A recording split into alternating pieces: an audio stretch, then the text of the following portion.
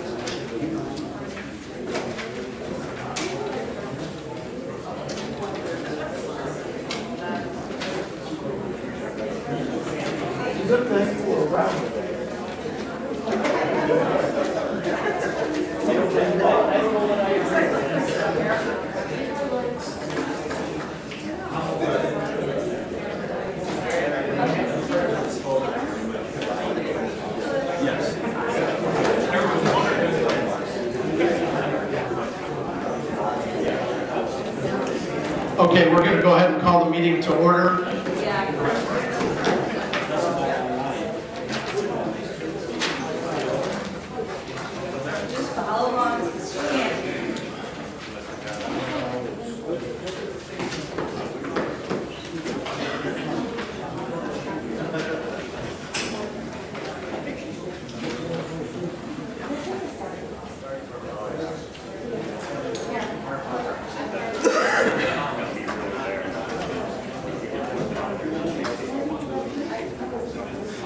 Okay, if I could have your attention, please. We do have a couple of agenda changes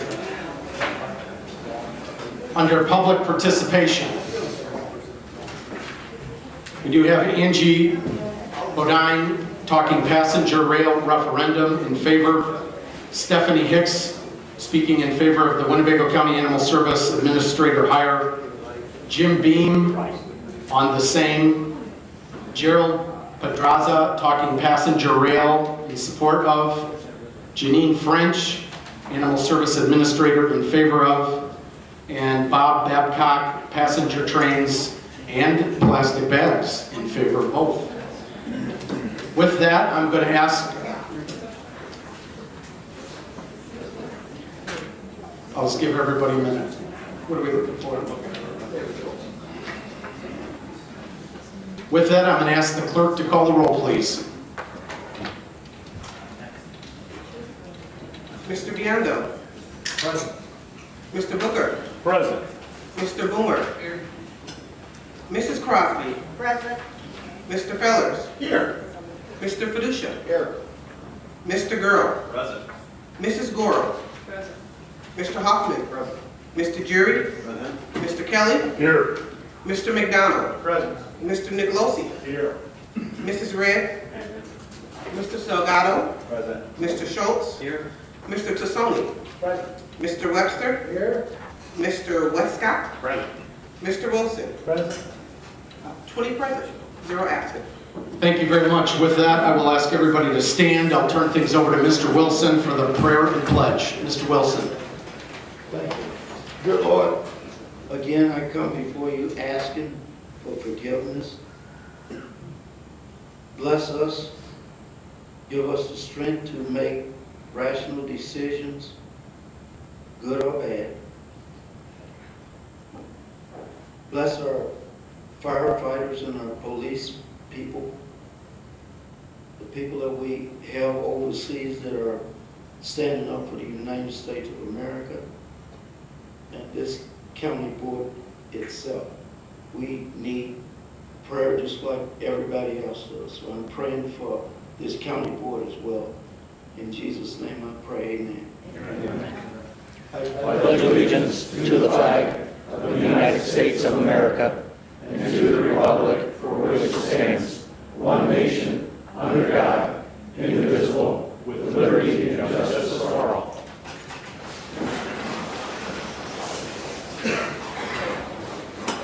The next item of business, public participation.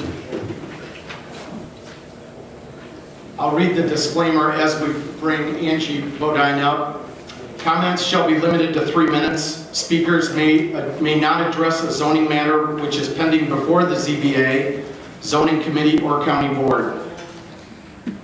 Personnel matters or pending or threatened litigation may not be addressed in open session. An individual may speak a maximum of 3 times per calendar year on the same topic. This prohibition shall include the repetition of the same topic in a statement of what is purported to be a different topic. Personal attacks or inappropriate language of any sort will not be tolerated. One quick, procedural thing is let's make sure as we talk about a couple of issues that I know we're all passionate about this evening, that one person has the floor at a time. I will make sure I get to everybody. When one of our board members has the floor, let's all of us give them our full attention. Our guests, thank you for being here tonight. I know we have a few elected officials. I see Sheriff Caruana, thank you for being here, and Mr. Hintz, our coroner, thank you very much for being here as well, as a number of other community leaders. Please do not react. Please do not call out from the gallery. Let our board do their job tonight. With that, I'll turn things over to Angie, and thank you very much. You've got 3 minutes. Thanks for your time. Thank you. Hi, everyone. I'm Angelique Bodine, Angie Bodine. I'm here tonight to ask you to join me in taking the first steps toward reinvestigating the feasibility of passenger rail service, the Black Hawk Line specifically, back into northwestern Illinois. As you know, this project received overwhelming support from our entire community back in 2014 when funds were allocated and the project was set to begin. We're experiencing similar excitement from the community now with the prospect of reinvestigating it. This is a project that would bring solutions for real economic growth to our community, and those solutions are regional. It's not economically sound to have to compete against our neighboring counties for scarce resources from the state. We need to collaborate with our neighbors, and we need to become a key partner in coordinating and gaining inclusion into what helps them be successful as well. The Black Hawk Line would expand opportunities for our entire region. You've likely heard it said, as the world becomes smaller, opportunities become bigger. To put it succinctly, we must work together with our neighboring communities, not compete with them. My colleagues and I are interested in expanding transportation in a regional way that would directly benefit us by increasing our community's connectivity to global transportation and the biggest economic engine in the state, Chicago. By adding another major mode of transportation, we can tap into resources from those economic powerhouse communities beyond just our immediate neighbors and allow those dollars from those communities to flow into our own community. This would be it would allow us to have easier access to their amenities, but it would also allow them to come here and patronize ours. Just imagine what it would do for our community's economic health, to give just one example, to connect our airport to their airports, giving their residents another option for global travel and expanding our opportunities to provide those services. The opportunities that a regional transportation plan would offer, which is what we're trying to do here, go beyond just restoring pre-existing, much improved passenger rail. It would open up doors to other opportunities, such as possibly expanding RTA, Metra, and even possibly PACE bus service. The opportunities are endless. Our community is worth investing in, and the dividends that this would pay are bounteous. Passenger rail service is a very important piece to the entire region's transportation and economic prosperity puzzle. Please join us in exploring coordinated efforts to test public interest by placing this non-binding referendum onto the midterm November ballot. Thank you so much. Thank you very much, Angie. Appreciate your time. The next speaker is Stephanie Hicks to speak about the Winnebago Animal Services Administrator hire.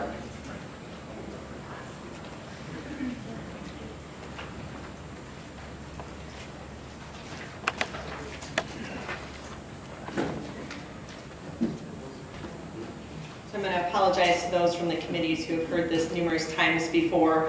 My name is Stephanie Hicks, and I am the Executive Director of Care for Pets. We are partnered with Winnebago County Animal Services for intervention efforts. If you don't know, our animal services here has the second highest euthanasia rate in Illinois. That comes not only with losing lives, but also a high weight on the employees there that results in retention issues. We have decades-old practices. There's poor culture, which again affects retention, and even the employees would tell you that they seek leadership that they don't currently have. I'm asking for you to vote yes in appointing Brett Frazier as the new administrator of Winnebago County Animal Services. I believe he brings a unique opportunity that we would otherwise not have. He has a history of lowering the euthanasia rate at his current organization, Humane Society of Southern Wisconsin. He also has a history of, in the 5 years he's been there, of bringing in $500,000 of grant dollars. Just as a comparison, our animal services has brought in zero.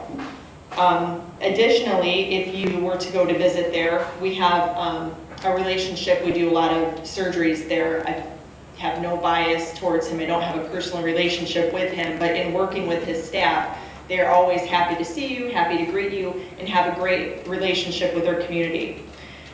I want to just make one thing clear, because people I've talked to, constituents and county board members, seem to think that the salary that he, I believe, is requesting from the committee meeting is not paid out of Winnebago County tax dollars. There is no county tax for animal services.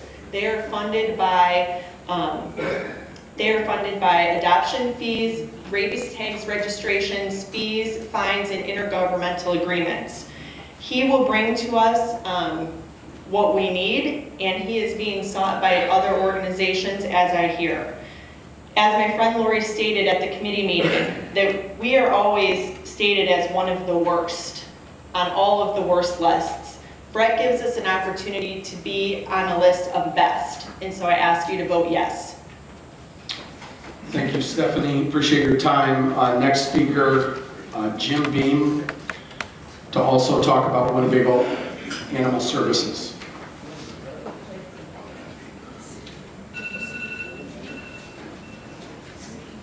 Just for the record, maybe the greatest name in the history of names. You need to start hanging out with me. Thank you, Chairman. I'm here to speak in support of appointing Mr. Brett Frazier as the next Administrative Director of Winnebago County Animal Services. As part of the local humane organization Care for Pets, I was invited to participate in the candidate interviews, and Mr. Frazier emerged as a far superior candidate. This appointment would be a rare opportunity to attract someone with his skill set and proven track record into our community. As many of you are aware, we have struggled over the past decade with an animal services system that is broken and needs serious reform. This has resulted in us having the second highest euthanasia rate in Illinois. You've heard that several times. To that end, Mr. Frazier has been credited with transforming his current facility from a similar starting point into a best practice operation both culturally and financially, with progressive sheltering policies that have taken them to a 93% life outcome rate, which by definition is considered a no-kill facility. Of course, politics being a contact sport, some negatives have been raised that I think can actually be turned into positives. One perceived negative is that Mr. Frazier was, quote, an outsider living in Janesville, Wisconsin. The fact is that Mr. Frazier was asked by Breast Friends Animal Society to participate in the recent audit of Winnebago County Animal Services due to its success in Janesville. I would venture to say that he has a better working inside knowledge of our humane community than any resident applicant would. And knowing what he knows, he's up for the challenge. If we are serious about solving our long-standing issues, we will need to reach beyond Winnebago County, since inbreeding can weaken a community in much the same way as it can weaken a species. Another negative was that Mr. Frazier won't be spending his paycheck in Winnebago County, and it comes with a higher price tag. My response is his overall contribution to the community through better fiscal management, grant acquisition, and in animal services that people can actually trust and support will far exceed any personal spending or salary cost, and in the end will pay for itself many times over. Studies have shown that a humane community is one that attracts and retains residents, much like good schools and low crime. Additionally, animal services budgeting is very anemic and that it relies on licensing fees and municipal agreements so that it does not take money away from other programs to pay for itself. So these perceived negatives should not be a barrier to its confirmation. In closing, I simply ask that we put politics aside and do the right thing for the right reason and give these animals that are at greatest risk in our community a chance for a better life. A no vote on this confirmation simply means politics as usual and a status quo that costs these animals their lives. A yes vote means let's move forward as a community and implement life-saving changes. And I hope you will vote yes. Thank you.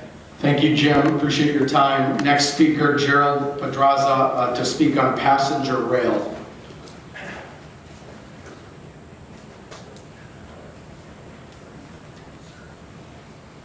To clarify, passenger rail from Chicago to Dubuque. Board members, fellow citizens, ladies and gentlemen, I'm the Illinois chairperson of Bring Back the Blackhawk. I'd like to briefly provide you with an overview of what we've been doing. We have a number of initiatives that are ongoing. One is that we are providing presentations to the counties along the state line, beginning in Joe Daviess County and extending to Boone and Winnebago County. In addition, we have a survey online as well as a petition. In Iowa, we are organizing through the county and the city government. There is a very active group of individuals in Iowa that are very strong advocates for bringing back the train. So, what are we proposing to do with this train? We'd like to have 4 trains daily, one of which is an express train we'd call the Chief Blackhawk. And that train would run from Dubuque, Iowa to Chicago, Illinois, with stops in Galena, Freeport, Rockford, Belvedere, maybe Elgin, and a stop at O'Hare Airport, and then downtown. Then we'd have a local train that we'd call possibly Princess Potosa. And our purpose for naming one of the trains with a female name is because we'd like to engage young women, older women, however, in the mystique of riding the rail. Okay, so we call this the second train, which is a local, the Princess Potosa. And the local train has a series of flag stops that would be based on individual communities' selection. So, for example, we would like to market this local train from the viewpoint of a lot of different perspectives, one of which is tourism. So there is a series of county fairs that are ongoing all summer and into the fall. One of which is in Belvedere, another is outside of Seward, the Pecatonica Fair, the Winnebago County Fair, the one in Freeport, the one in Galena, and there's a huge county fair in Dubuque, Iowa. So from the viewpoint of a marketing perspective, we are looking at different kinds of aspects of this. Another is a state park tour. Now, a lot of people are not aware of this, but we have a series of state parks along the Illinois state line, beginning with Rock Cut and continuing to, Seward has a county park with camping, but then when you get to Lena, Lake Leapana, and then further on west, Apple River Canyon State Park. So that's another perspective about marketing. But more importantly, there are other issues, for example, a perspective about gambling. So We're at 3 minutes, sir. oh my, okay. Thank you very, very much for your time, sir. I would be open to an invitation to come and provide an orientation to one of the committees if invited. Thanks. Thank you, sir. Next speaker, Janine French, talk about animal services. Administrator.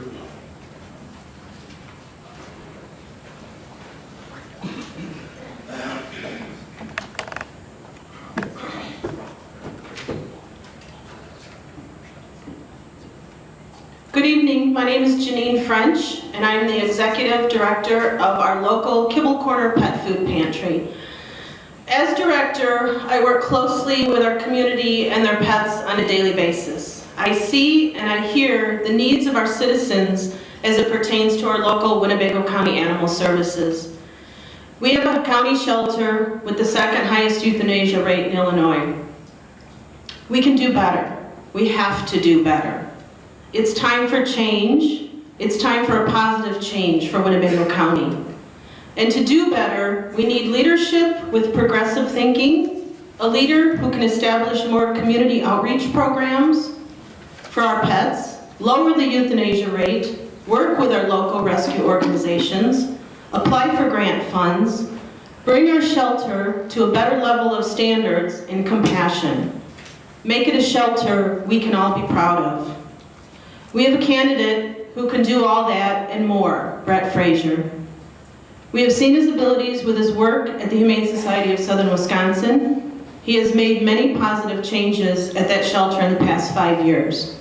Let's give him a chance to help our community, our citizens, and our animals. We all talk about transforming Rockford. Now is your chance to be a part of that transformation for our animals. Be a part of the solution, not the problem. I urge you to vote yes to bring Brett on board to Winnebago County Animal Services to raise the standards of our local county shelter. Thank you. Thank you very much, Janine. Appreciate your time. Our last speaker is Bob Babcock to talk also about the passenger trains. And I believe he has a few things to say about the plastic bag initiative that our friend Mr. Girl has been talking about.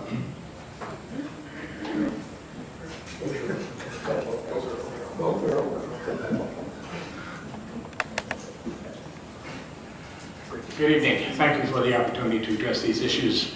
Passenger train is very important. It's environmentally sound, it's also economically sound. And you'll hear some people say, well, it's going to cost too much and so on and so forth. And we need to run our government like a business. Well, the reality is, if you know anything about running a business, you see there's a concept called loss leaders.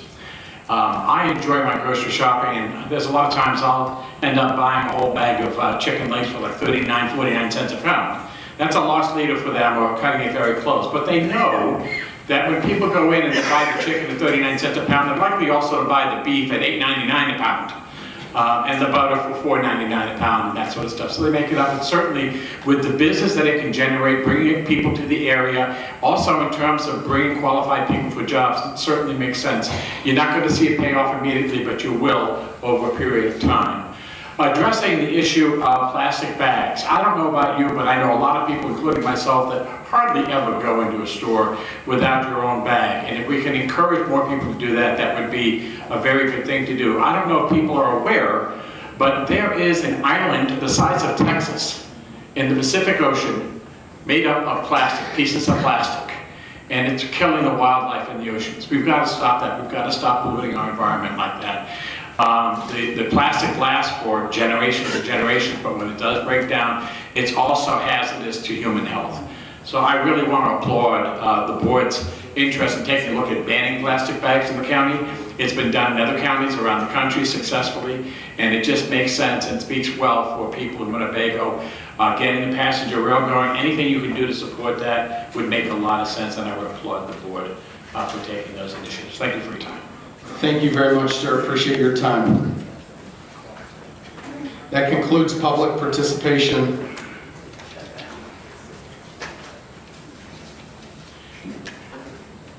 Next item of business is the approval of minutes. May I please have a motion to approve the minutes from June 14th of 18 and to lay over the minutes from June 28th, 2018. I got a motion by Mr. Jury, a second by Mr. Boomer.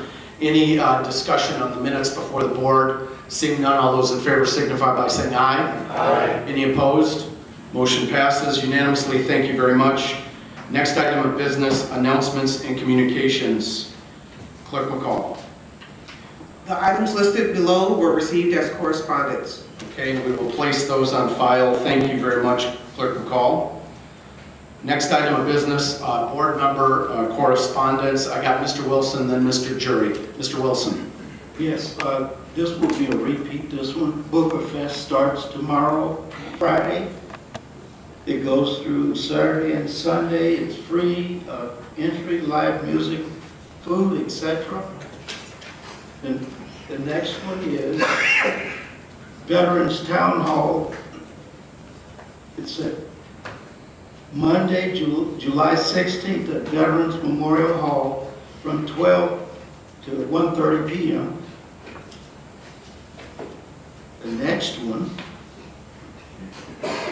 Understanding the First World War a Century Later with Terry Dyer. This is Wednesday. It's one of these lunch and learn sessions. I went to the last one.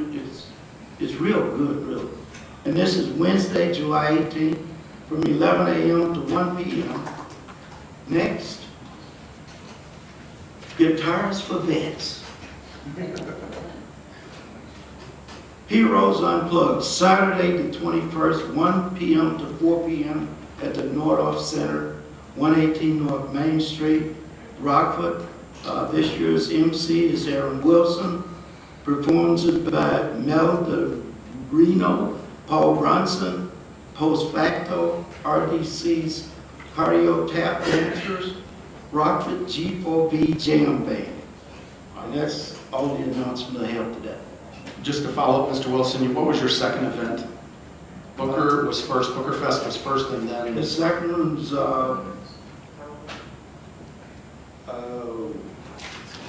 the Veterans Town Hall meeting at Veterans Memorial Hall, July 16th, Monday, from 12 to 1:30. Thank you very much, Mr. Wilson. Our next board member for board member correspondence, Mr. Jury. Thank you, Chairman Haney. I just want to clear up one thing that Stephanie related to. She said there's no tax dollars that run Winnebago County Animal Services. There are. Tax dollars are paid by fees that we provide to Roscoe, South Beloit. Those are tax dollars that come to the Animal Services. It's not free. Thank you. Thank you, Mr. Jury. And I think you're making a very good point, just so we pull things apart and we're all on the same page, which I think everybody wants. The one comment I've heard related to this topic is the idea of use of 1% public safety sales tax or general fund dollars going towards Winnebago County Animal Services. That is not the case. Is that correct, Carla? There are no tax dollars levied. That's correct. From us. That is correct. Separate from Mr. Jury's very relevant point. So thank you, Mr. Jury. Any other board member comments? Seeing none, I will move on to the chairman's report. I do have a number of items for you. I will not torture you with all of them. What I'm going to do is just give you a quick touch on 911. The 911 consolidation study is underway. Mission Critical is looking at the best way forward for all of our community partners. They are going to have a report ready in about a month, maybe 5 or 6 weeks, about their recommendations. They've helped a lot of communities figure out their long-term solution for 911. I think they're going to help us as well. Just want to reiterate something that's very important in terms of alignment with all of our partners. Every partner I'm aware of agreed Mission Critical was the right consultant group to help us get unstuck in the conversation, and everybody was comfortable with the scope of the project. So I think we're going to land in a good place. We will be having a discussion on that yet in 2018. We've talked ad nauseum on the Winnebago County Animal Service thing. We'll get to that in a little bit. I guess I'll just take a time out from that and say at the end of the meeting on Monday, finance and the finance meeting, when we talked about some budget amendments, the one gentleman from the media I have a ton of respect for asked me a tough question, and I kind of stuttered when he asked me. He said something, and hear me out. He said that, you know, hey, do our board, it was the first time this person had been to a meeting in a while, and they said, do our board members normally go at each other in a committee meeting the way that we just saw? And what I'm about to say isn't what you think it might be. It's the opposite. Actually, I was a little taken back because one of the things I said is the issues before our board right now are really tough. And it's easy for me to show up and not be reacting because I'm looking at them for a few days before they come to you guys in a committee meeting. You guys, in some cases, might know it's coming, but then you're seeing more detail, in some cases for the first time. And so that was my commentary to this media person. I was asked going into the meeting tonight by another reporter, is, are we going to see more of this type of discussion? And I said, well, the issues are still the issues, but I think the thing that where we've made progress as a board, I think we all have to remember, a year ago, we were having some pretty big disagreements with our courts. Now, once every couple weeks, Carla and Tommy Jakeway go out for Taco Tuesday to talk about strategy at the county, and we kept talking and we figured some things out. So I have every confidence in that. But I did want to mention that as well. Strategic planning is going to be ready for it to be rolled out in October. Very excited about that.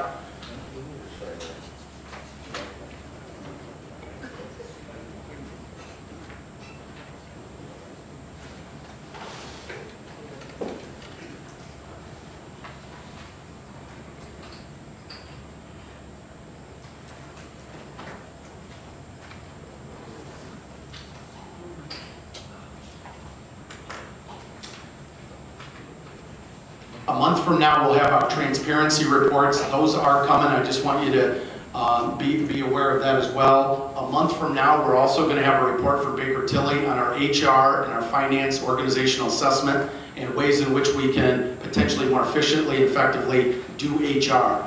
We don't get a choice as an organization. These are back office things every organization has. I'm very excited about that study and the discussion we'll be having in our operations committee.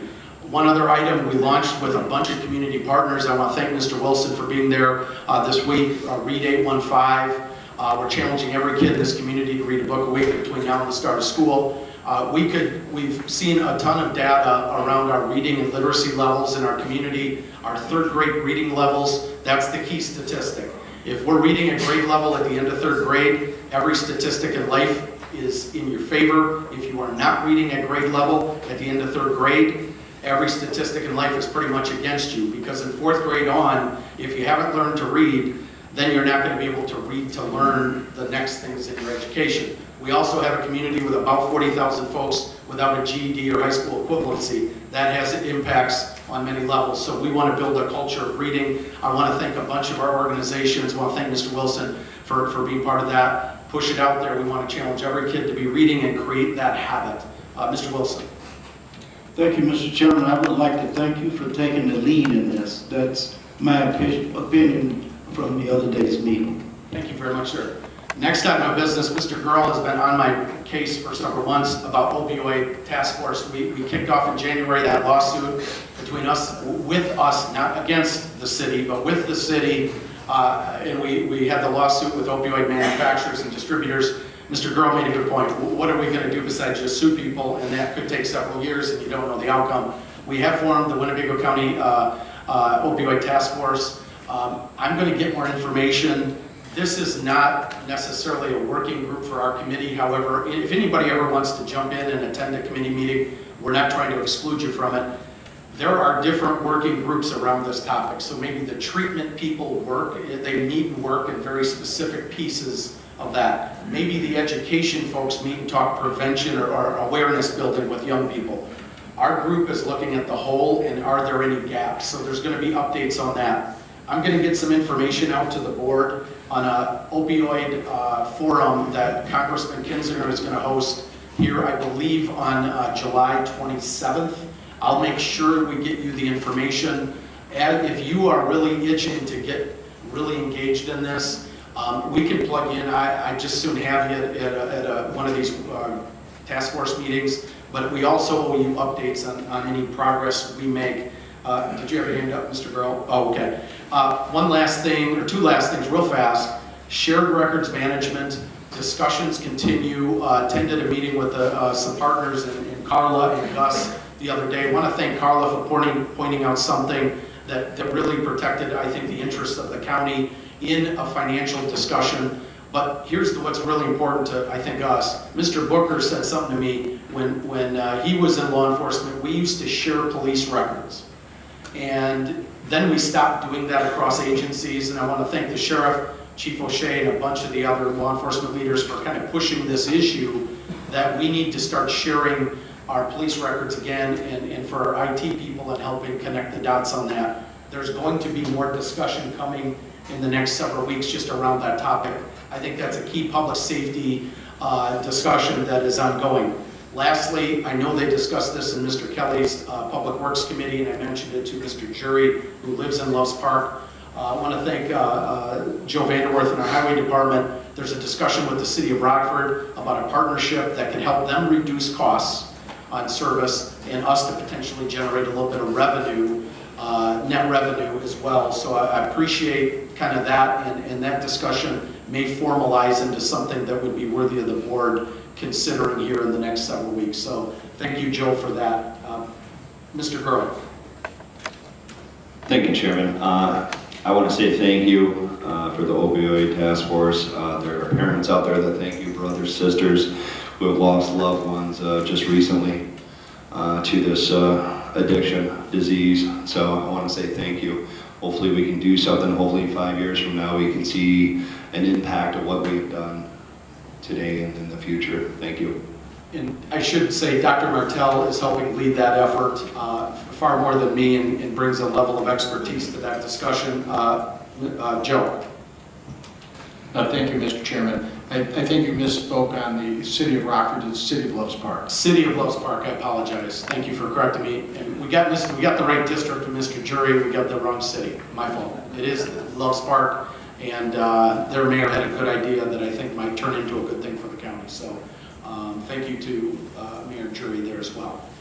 With that, I'll conclude the chairman's report, and next we have our administrator's report. I'll turn things over to Carla. She has some good info for you. Okay, I'll be brief. I was on vacation last week, so on your desk there should be a report from Generations Healthcare Network. They're our consultant working with us at River Bluff Nursing Home. I met with their representative this week. I'm very impressed with their recommendations, but I'm also very impressed that they're a lot more hands-on than our previous consultant and are helping the people out at River Bluff work through their recommendations. Our staffing has remained pretty stable. We'd like to increase the staffing out there, but with the turnover in this industry, I'm just really happy right now that we're keeping it stable. I look at the census out there every day. Today, the census I saw was at 176. A month ago, it was at 167. So we are making improvements, and I hope we can continue on that path. This week, we signed a memorandum of understanding with the AFSCME group for animal services eliminating the night shift.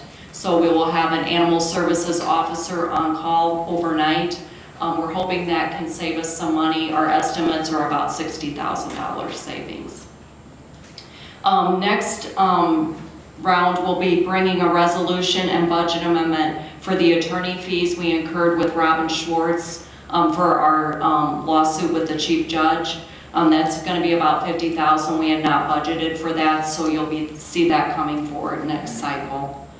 A while back, I had Baird come and present to you on pension bonds and the potential savings we could have if we paid off our unfunded liability by issuing pension bonds. We're going to be in the process of hiring an actuary to evaluate that and ensure that we'll realize some potential savings. So hiring these actuaries are under the threshold for bringing it to the board for approval. So I just wanted to make sure you were aware that we were going through that process. Thank you very much, Carla. I appreciate it. Next item of business is the consent agenda. Tonight we have the raffle report on the consent agenda. I'm sorry, Mrs. Red, I apologize. Thank you, Chairman. I have a question for Carla. Can you explain to us what the actuaries are? The actuaries calculate exactly what the pension obligation is, and it's not a normal straightforward calculation because you're basing on mortality tables what the lives of all the employees that have retired or are going to retire will collect in benefits, what investments we have on hand, and the interest we'll earn on those over the life of those payments. So it's really, really a complicated calculation. It's nothing we can do internally. Thank you. I just wanted to make sure the other board members understood. Okay, thank you. Thank you, Mrs. Red. Mr. Salgado, want to follow up? Mr. Salgado. Yeah, this is regarding the audit that was conducted by the consultant. These actions, recommendations, are those going to be taken into consideration and follow through how that's all gonna work. I'd like to.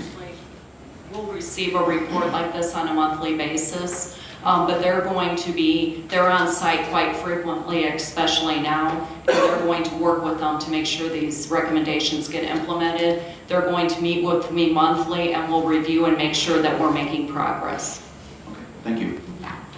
Thank you, Mr. Salgado. Any other follow-ups for Carla on our report? Okay, seeing none, we'll move on to our next item of business, consent agenda. We have the raffle report on that. May I please have a motion to approve? Mr. Jury on the motion, Mr. Fellers on the second. The consent agenda is before the board. Any discussion? Seeing none, all those in favor signify by saying aye. Aye. Any opposed? Motion passes. Thank you very much. Next item of business, the standing committee reports, our finance committee, and we'll bring on up Mr. Biondo.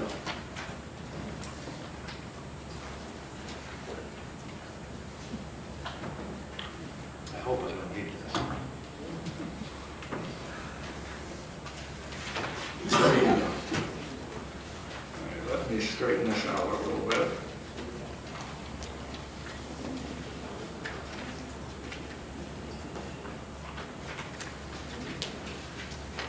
As Mr. Biondo is warming up, I would just say the items on the finance agenda are budget amendments, and they are automatically into layover unless there's a motion to suspend the rules and vote this evening, just so we're clear on the floor and there's no confusion. Mr. Biondo. Yes, thank you, Mr. Chairman. Have the Finance Committee report. I'd like to read in budget amendments 2018-030, which is the 9/11 Center to be laid over. Budget amendment 2018-032, Space Rental Emergency Operating Center to be laid over. And budget amendment 2018-033, Balanced Personnel Budget, Corrections, General and Public Safety Tax Funds to be laid over. And finally, budget amendment 2018-035, Balanced Personnel Budget, Sheriff to be laid over. Thank you, Mr. Biondo. I would also like to move to suspend the rules to approve. We have a motion to suspend the rules, which would allow us to vote this evening. May I have a second? I got Mr. Gurl and Mr. Fellers on a motion, and now a second to suspend the rules. Any discussion before we vote to suspend? Seeing none, all those in favor signify by saying aye. Aye. Are there any opposed? Motion passes unanimously. We have suspended the rules. Mr. Biondo. Thank you. All right, the first one here is the 9/11 Center to be laid over. The 9/11 Center, which was $931,781. Both committees voted, and it was a tie vote, so there's basically no recommendation from the committee. We'll have to vote on it, and like to have a motion to approve. We have a motion to approve by Mr. Biondo. I have a second on that. Ask for a motion to approve. Yeah, we have a motion to approve by Mr. Fellers. I have a second by Mr. Westcott, Mr. Jury, and Mr. Nicolosi, and Mr. Goro. So the item is now before the board, and that is item B, Budget Amendment 2018-30, 911 Center. Mr. Fellers. Thank you, Mr. Chairman. As we talked about in committee, there does seem to be a need here in two areas. One, obviously supplies for the 911 Center, but also to meet our obligations to the City of Rockford for the 911 call takers.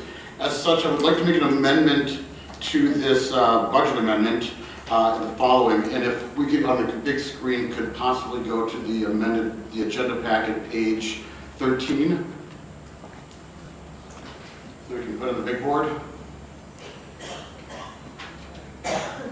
There we go. Keep going. Almost going.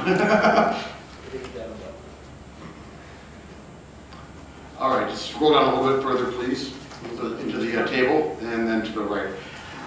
No, that one right there is fine for now. I would like to make an amendment modifying regular salaries from $630,046 to $3,377 to cover the promotion to supervisor. I I would like to amend the overtime pay line item 41130 to $0 and the life insurance 41221 to $0, leaving the rest the same. If you scroll down 2 more pages, that will get us to the actual budget amendment request. This would change the total increase. Instead of the total adjustment, instead of being $931,781, would be $301,503. And the revised budget amount would be $1,171,806.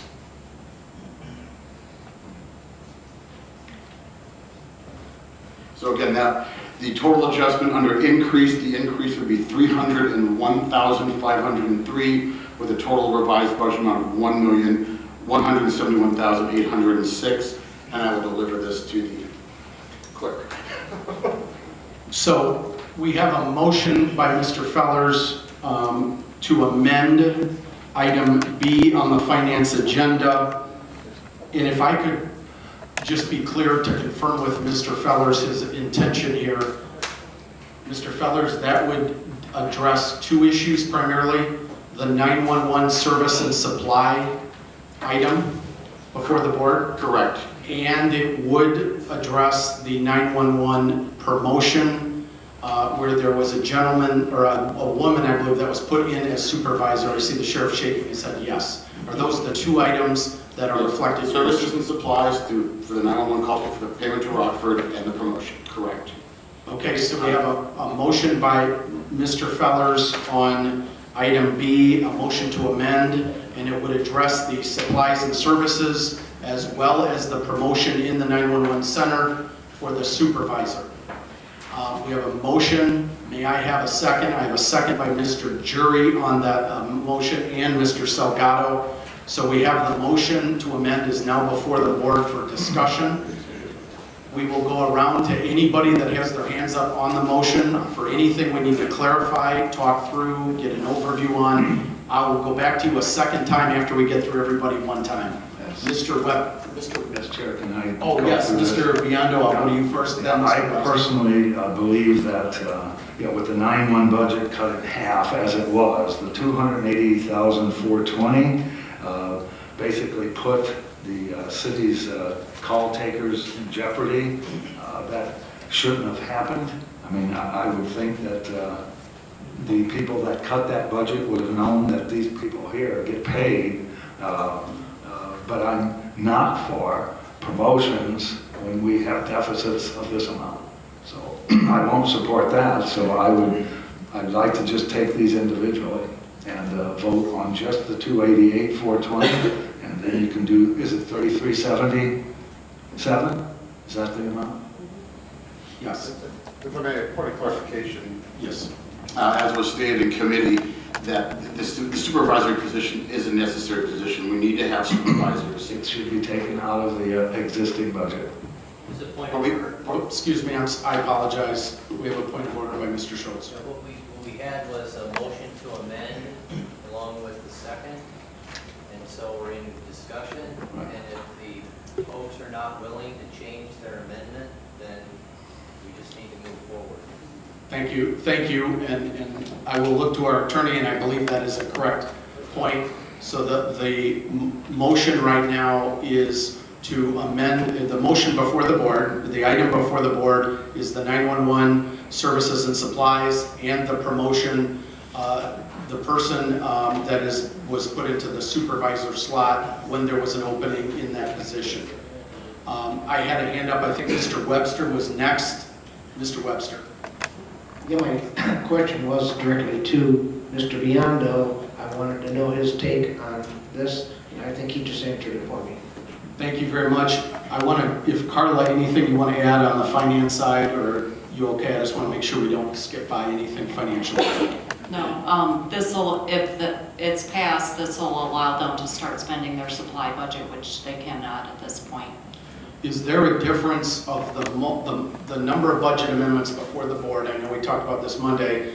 Carla, is there a difference between personnel and supplies and services in terms of any immediacy impact? Supplies and services would be more immediate because we have budget controls over those accounts that once they're spent, they cannot spend anymore without a budget amendment.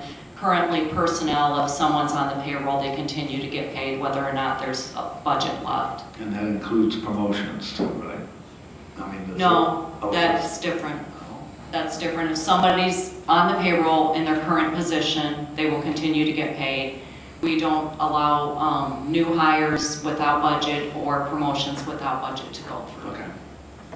If you'll indulge me, I want to make sure 20 board members just hear a 30-second, 40-second overview. If I could ask somebody from the Sheriff's Department to just give the overview on the supervisor, because my understanding is a supervisor left and then they moved somebody into that position. So could we just have the context on that, if that's okay?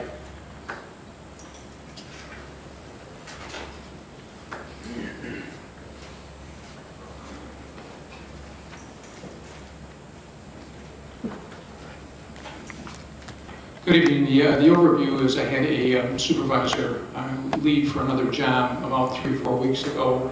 There's 4 shifts, and I had to put somebody in there to supervise. I could not go without supervision in that shift, so I had to make that command decision. Otherwise, I would have to take that shift and do something with it, possibly move it to the city for a higher cost. But I had to do something with that if we leave it open without supervision. Thank you. Thank you, Sheriff. Any other questions on the 2 items that are before the board that were amended by Mr. Fellers? And before you right now, the 911 services and supplies and the 911 supervisor. Any questions or comments? Yes, Mr. Fellers. And just to clarify, the supervisor promotion, the effect on budget is $3,377. Yes, thank you for the clarification on that. So we're basically doing an amendment which includes these 2. We're just gonna, we're not voting on the whole budget amendment right now. At this point, just to clarify, and I will look for any corrections, is that the amended budget amendment now only includes these 2 items, the 911 supplies and services and the 911 promotion. We've stripped out essentially the other items, and item B before the board right now only includes those items. Is that correct, Mr. Fellers? That is correct. We have modified 4110, which is the regular salaries, which was $630,046, is now $3,377. Right, so we're still voting on this whole budget amendment. However, we are modifying it to change those dollar totals to as I laid out. So the total would be $290-some. Yeah, Mr. Fellers. Because that was a mistake. Ms. McCall has my calculations. I've given them to her already. What is the 300? He has the total as $301,503. How do you get to that? He increased the regular salaries $3,377. Right, the 3,377 added to 288,420. Plus, there's also the telephone, the medical and dental, the cleaning supplies, and all the cleaning supplies. Okay. All that's the other the services part of this. We stripped out the personnel minus the 1 promotion, as well as the overtime and the life insurance. Yeah, so I knew that it was something else in there besides the 3377 and the 288,420. So Mr. Biondo is clear. You've had your questions answered. Carla, we're good on the financials. I see a hand up. Mr. Girl. Thank you, Chairman. Can we just fill the board in on what would be not in here then? That would be great. Good question. I will look at Mr. Fellers on the items that have been stripped out, or Mr. Biondo for a clarification of what's been stripped out. Sure, if you don't mind. This item also originally included an increase of $234,653 for the 5 dispatchers, $234,653 for the 5 dispatchers requested, another supervisory promotion, then there's the supply budget, and then additional funding. So this is essentially the entire personnel portion of this budget amendment, minus that 1 small promotion we stripped out. It is just services and supplies. The reason being is that services and supplies, that budget has been blocked and cut off, whereas we continue to make personnel payments even if there's not a budget amendment to do so, right? In terms of part of that being our payment to Rockford, as well as toilet paper. in the bathrooms and other things. We need to, at least restore that part so that the 911 center can operate with the services and supplies that they need. Mr. Kerr, I'll go back to you, sir. Thank you, Chairman. So let me just get this straight. We're going to promote a employee to a supervisor who would basically not be supervising anyone because we're not going to hire 5 employees to make up for the 5 that are left. If I may, I'll jump in on that, and then I'll look to the sheriff, because I want to be very clear on the board floor. Back in January, there were some folks who left the 911 center. And at that point, it was before we were this far into the year, and the sheriff, as any other department head would do at that time, he started the process to replace. If it was somebody in my neck of the woods, we'd have them in quicker, the training isn't as long. For a 911 person, the training is multiple months. If Sheriff or Tammy or Mr. Redmond, correct me if I'm wrong, but I just want to be clear, those 5 people have been in training. Part of the overrun of the budget is that will be entailed. But those folks are employees, they are in the system, they will get paid through September 30th. We would just not be reconciling that and addressing that in this amendment. Those folks are working, they're still in training, and if I'm wrong at all, I don't mind being corrected by Carla or by the Sheriff's Department.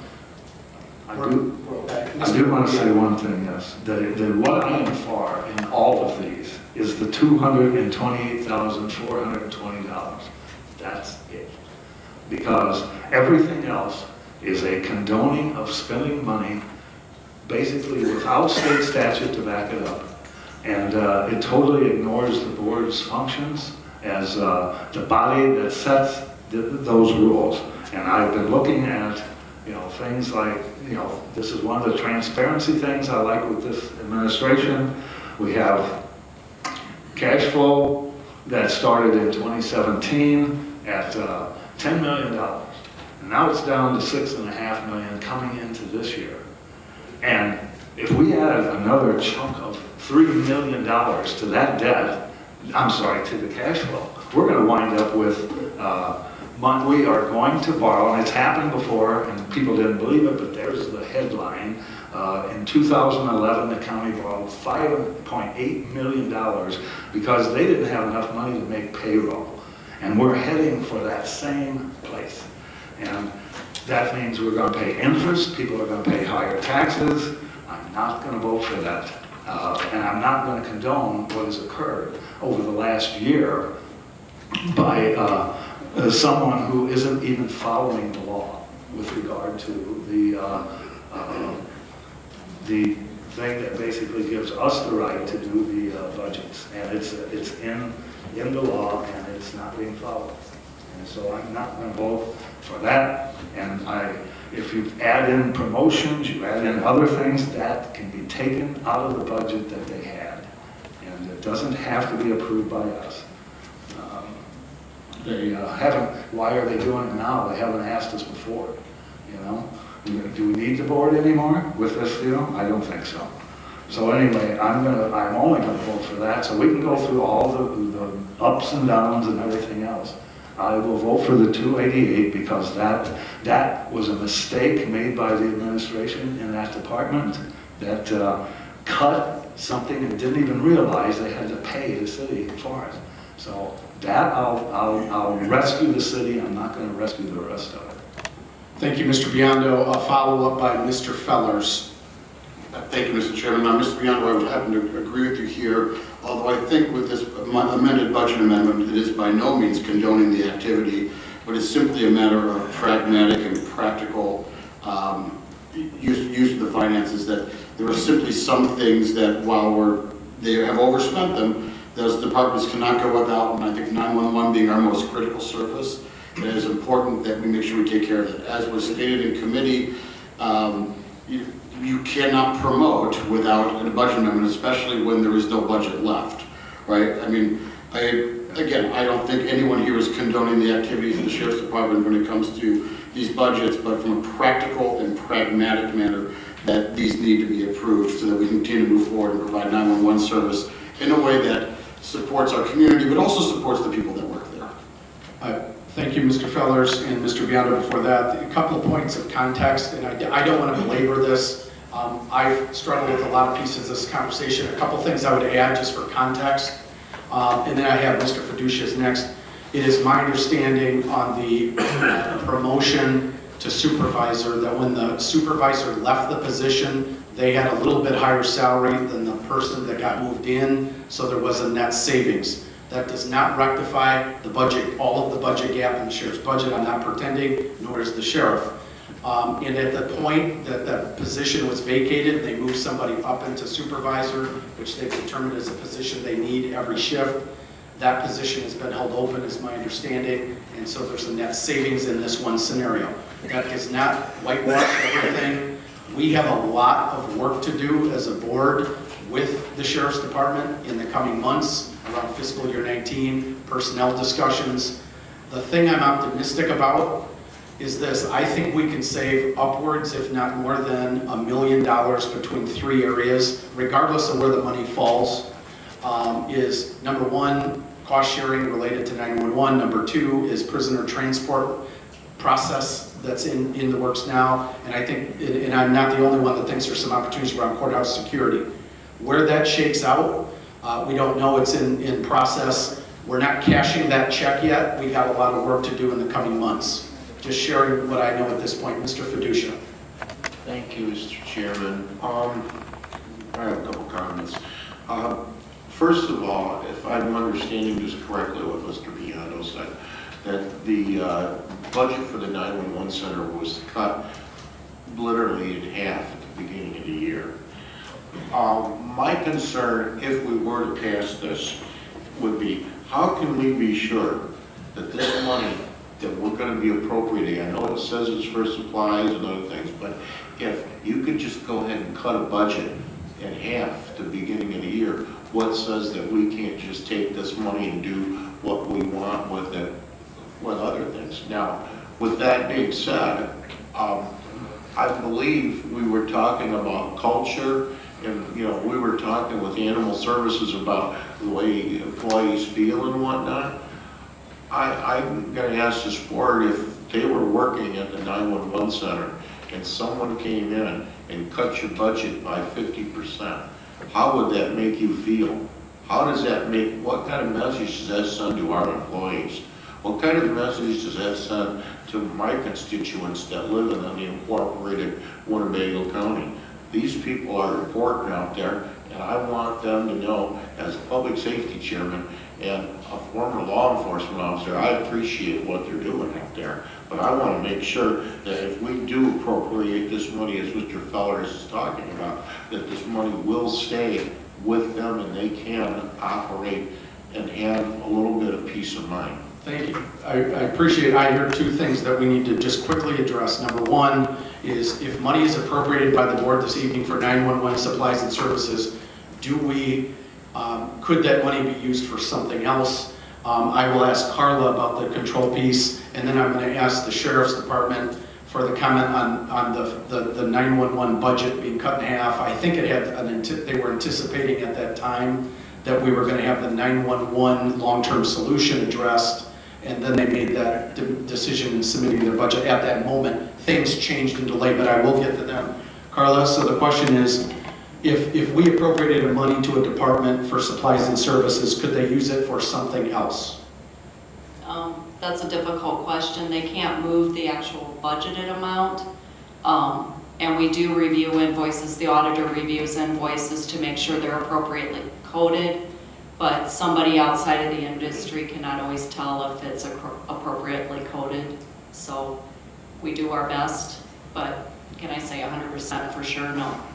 In a situation where you move money to supplies and services, that any department, irrespective of who we're talking about right now, couldn't move it to personnel, they couldn't move it somewhere else? No, they couldn't, but if they oversaw different departments, they could have it coded to a different department. Understood. So with that, I will say, is there anybody from the Sheriff's Department just want to comment on why the 50% when the budget was submitted? Just so we put it, since it came up, I want to put it on the record.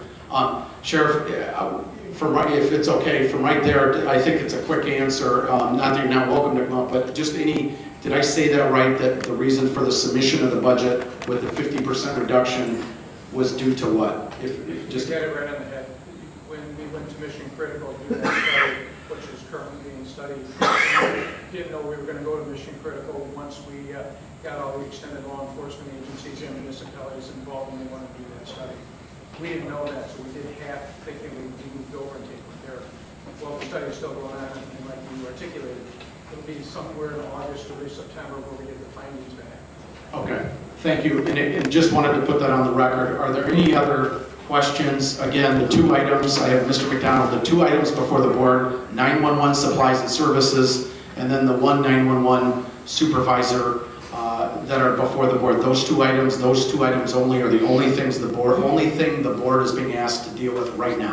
Mr. McDonald? A point of clarification on that. Yes. What you said is the only thing before the board is those two items. No, what's before the board is an amendment to the original budget amendment to change it to just those two items. So we haven't voted on this amendment yet. It's actually more than two items. It's 4 items. Is that not correct, Mr. Fowler?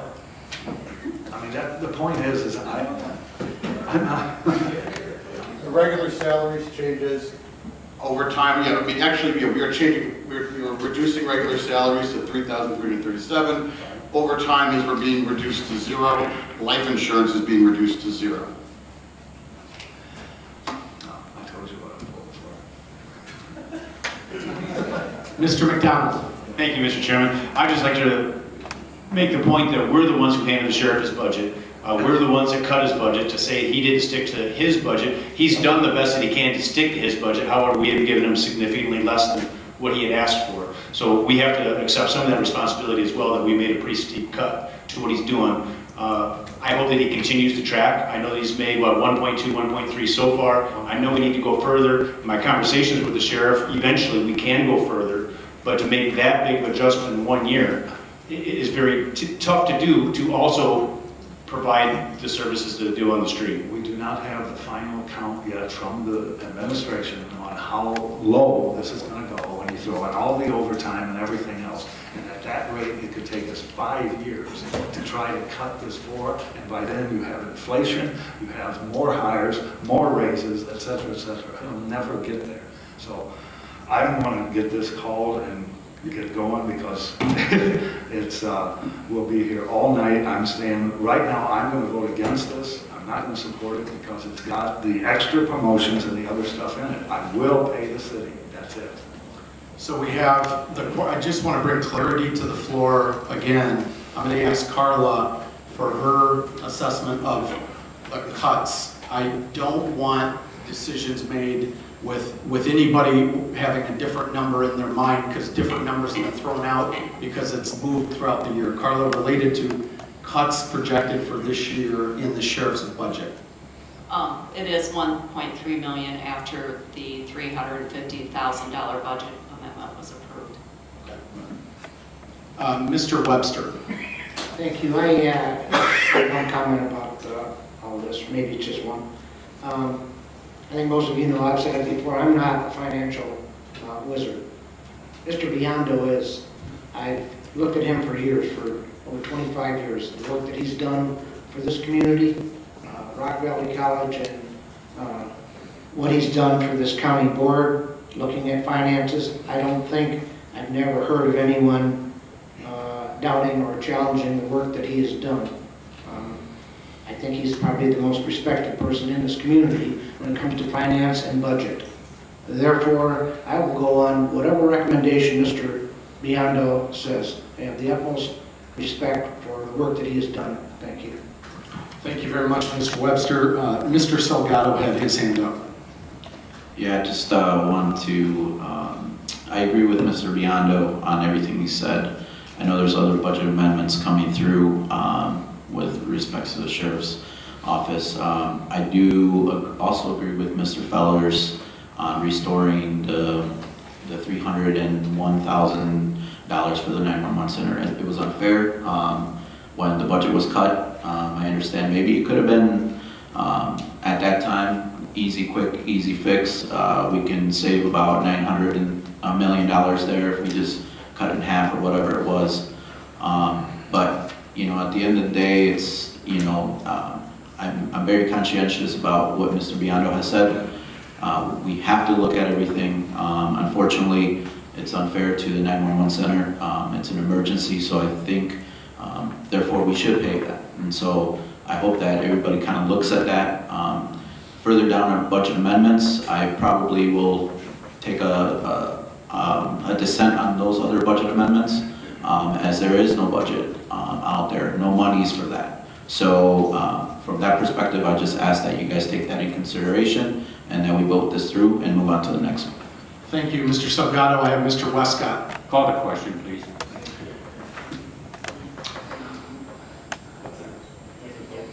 Yep. Since I do not see any other hands up, and with Mr. Westcott's permission, I don't know that we need to go through the process of calling the question. I think we actually have no more questions. So if that's okay, we can probably go ahead and move to the vote. So with that, I'm going to ask I'm just going to go to Carla. Did you have one last comment? Just so there's clarity, anything you wanted to add? The only thing I wanted to add was Mr. Salgado had asked if all the budget amendments were passed, where we would land in the general fund and the public safety sales tax fund. With everything as it stands now, not including additional overtime or additional departures, the general fund would end with a fund equity of $13,267,000. 25% of expenditures, which is our required fund balance, would be $12,307,000. So we would end $960,000 above our reserve requirement. The public safety sales tax would end with a deficit of $2,920,000. Fund equity at the end of the year would be $8,814,000. 25% of expenditures is $7,688,000, leaving an excess over our required fund balance of $1,126,000. Thank you for the clarification. And I know we want to move to the next thing. I'll go for a quick comment, and I apologize to Mr. Westcott. So one thing to take into consideration on these reserves, we have about $1.9 million going into the next budget, correct? So I just want everybody to understand that. And to Mr. Biondo's point, is that at $2 million we have to work with. Now, depending on where we end, we might have to make additional cuts based on our ordinance, the 25% that we have out there. So I just want you to understand that as you vote for these budget amendments on the further ones, take those into consideration as $2 million in reserves going into next year's budget. I just want to make sure that everybody understands that. Compared to $6.5 million last year, okay? Thank you. And Mr. Westcott, I apologize. I didn't mean to disrespect your attention. I think we're ready to roll on that. I do apologize, sir. So with that, a yes vote is to pass the amended budget amendment. A no vote is a no. We vote for the amendment first. Yes. We're voting for the amendment. Right now, we're just voting to accept the amendment that's before the board. We're not voting to pass. We're just voting to accept the amendment. Then second, we would vote on it. My apologies. So we're all clear on that. This vote is just to accept Mr. Feller's recommendation to amend. With that, a yes vote will amend, a no vote will not amend, and we'll go back to the original amendment. I'll turn things over to Clerk McCall to call the roll. Mr. Salgado. Yes. Mr. Biondo. No. Mr. Booker. Yes. Mr. Boomer. Yes. Mrs. Crosby. Yes. Mr. Fellers. Yes. Mr. Fiducia. Yes. Mr. Girl. No. Mrs. Goro. Yes. Mr. Hoffman. Yes. Mr. Jury. Yes. Mr. Kelly. Yes. Mr. McDonald. Yes. Mr. Nicolosi. No. Mrs. Redd. Excuse me. Yes. Mr. Schultz. No. Mr. Tassoni. Yes. Mr. Webster. No. Mr. Westcott. Yes. Mr. Wilson. Yes.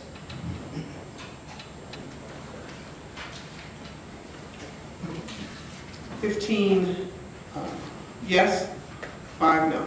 Motion passes, so now the item has been amended and is before the board. And I would ask, I'll turn things over to Mr. Biondo if he wants to make the motion or call for it. No, I just say somebody should make a motion then, Mr. Fellers.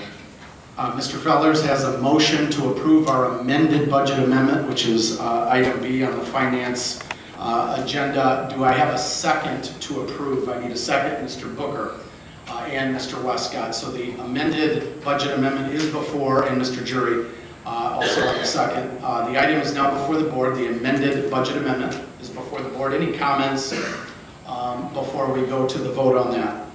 The total is 301, is that it, 301? 301,503, correct, Mr. Fellers?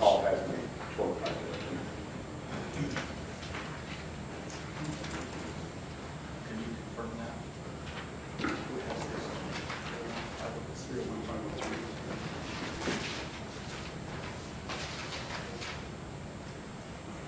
301,503.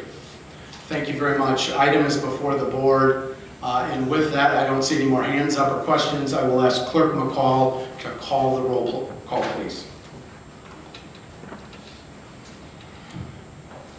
Mr. Schultz. No. Mr. Biondo. No. Mr. Booker. Yes. Mr. Boomer. Mrs. Crosby. Yes. Mr. Fellers. Yes. Mr. Fiducia. Yes. Mr. Girl. Yes. Mrs. Goro. Yes. Mr. Hoffman. Yes. Mr. Jury. Yes. Mr. Kelly. Yes. Mr. McDonald. Yes. Mr. Nicolosi. Yes. Mrs. Red. Yes. Mr. Salgado. Yes. Mr. Tassoni. Yes. Mr. Webster. Excuse me. No. Mr. Westcott. Yes. Mr. Wilson. Yes. 17 yes, 3 no. Motion passes. Thank you very much for the extended discussion on that. And I'll turn things back over to Mr. Biondo. Thank you, Mr. Chairman.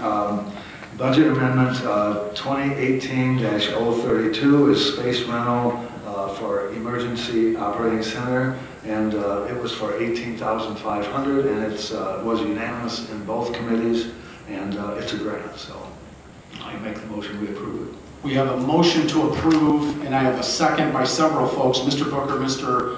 Westcott, I think Mr. Hoffman, Mr. Jury, Mr. Boomer. Item is before the board, and that is item C on the finance agenda, the space rental for the EOC. Had unanimous support in the finance committee the other evening.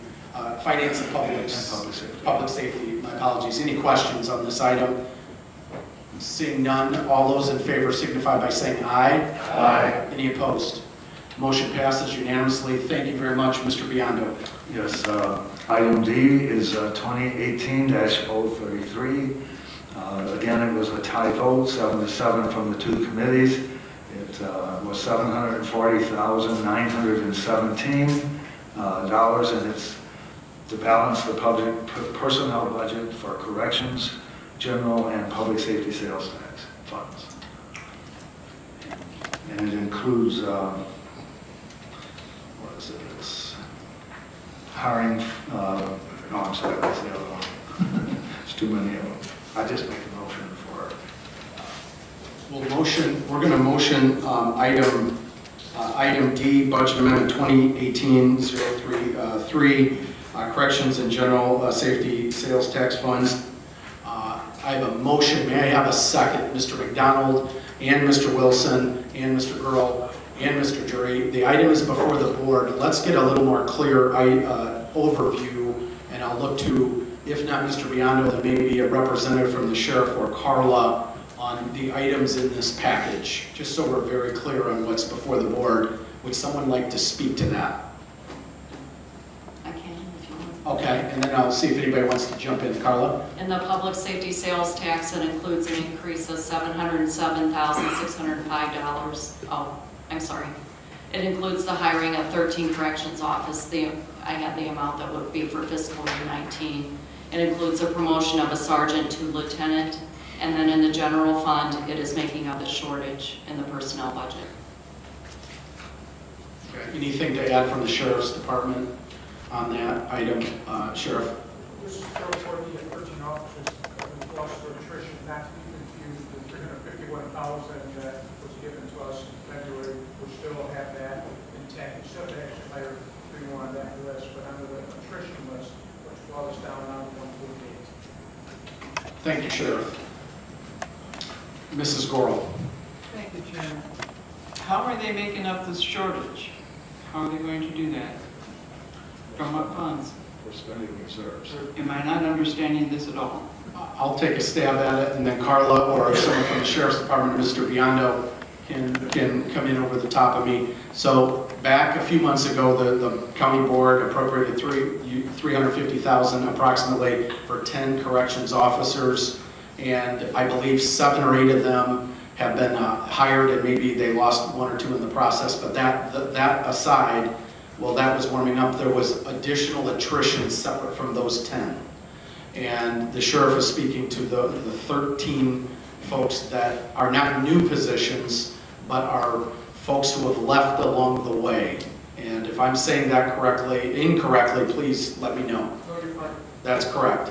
So over here was the one piece that we've addressed. The sheriff is speaking to the folks that have left in the meantime.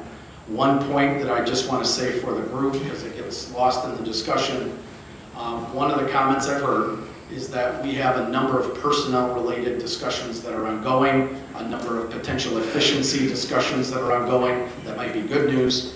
And the folks that are working right now are being paid. However, in this particular example, somebody that left, the sheriff has been unable to hire because there's a budget shortfall.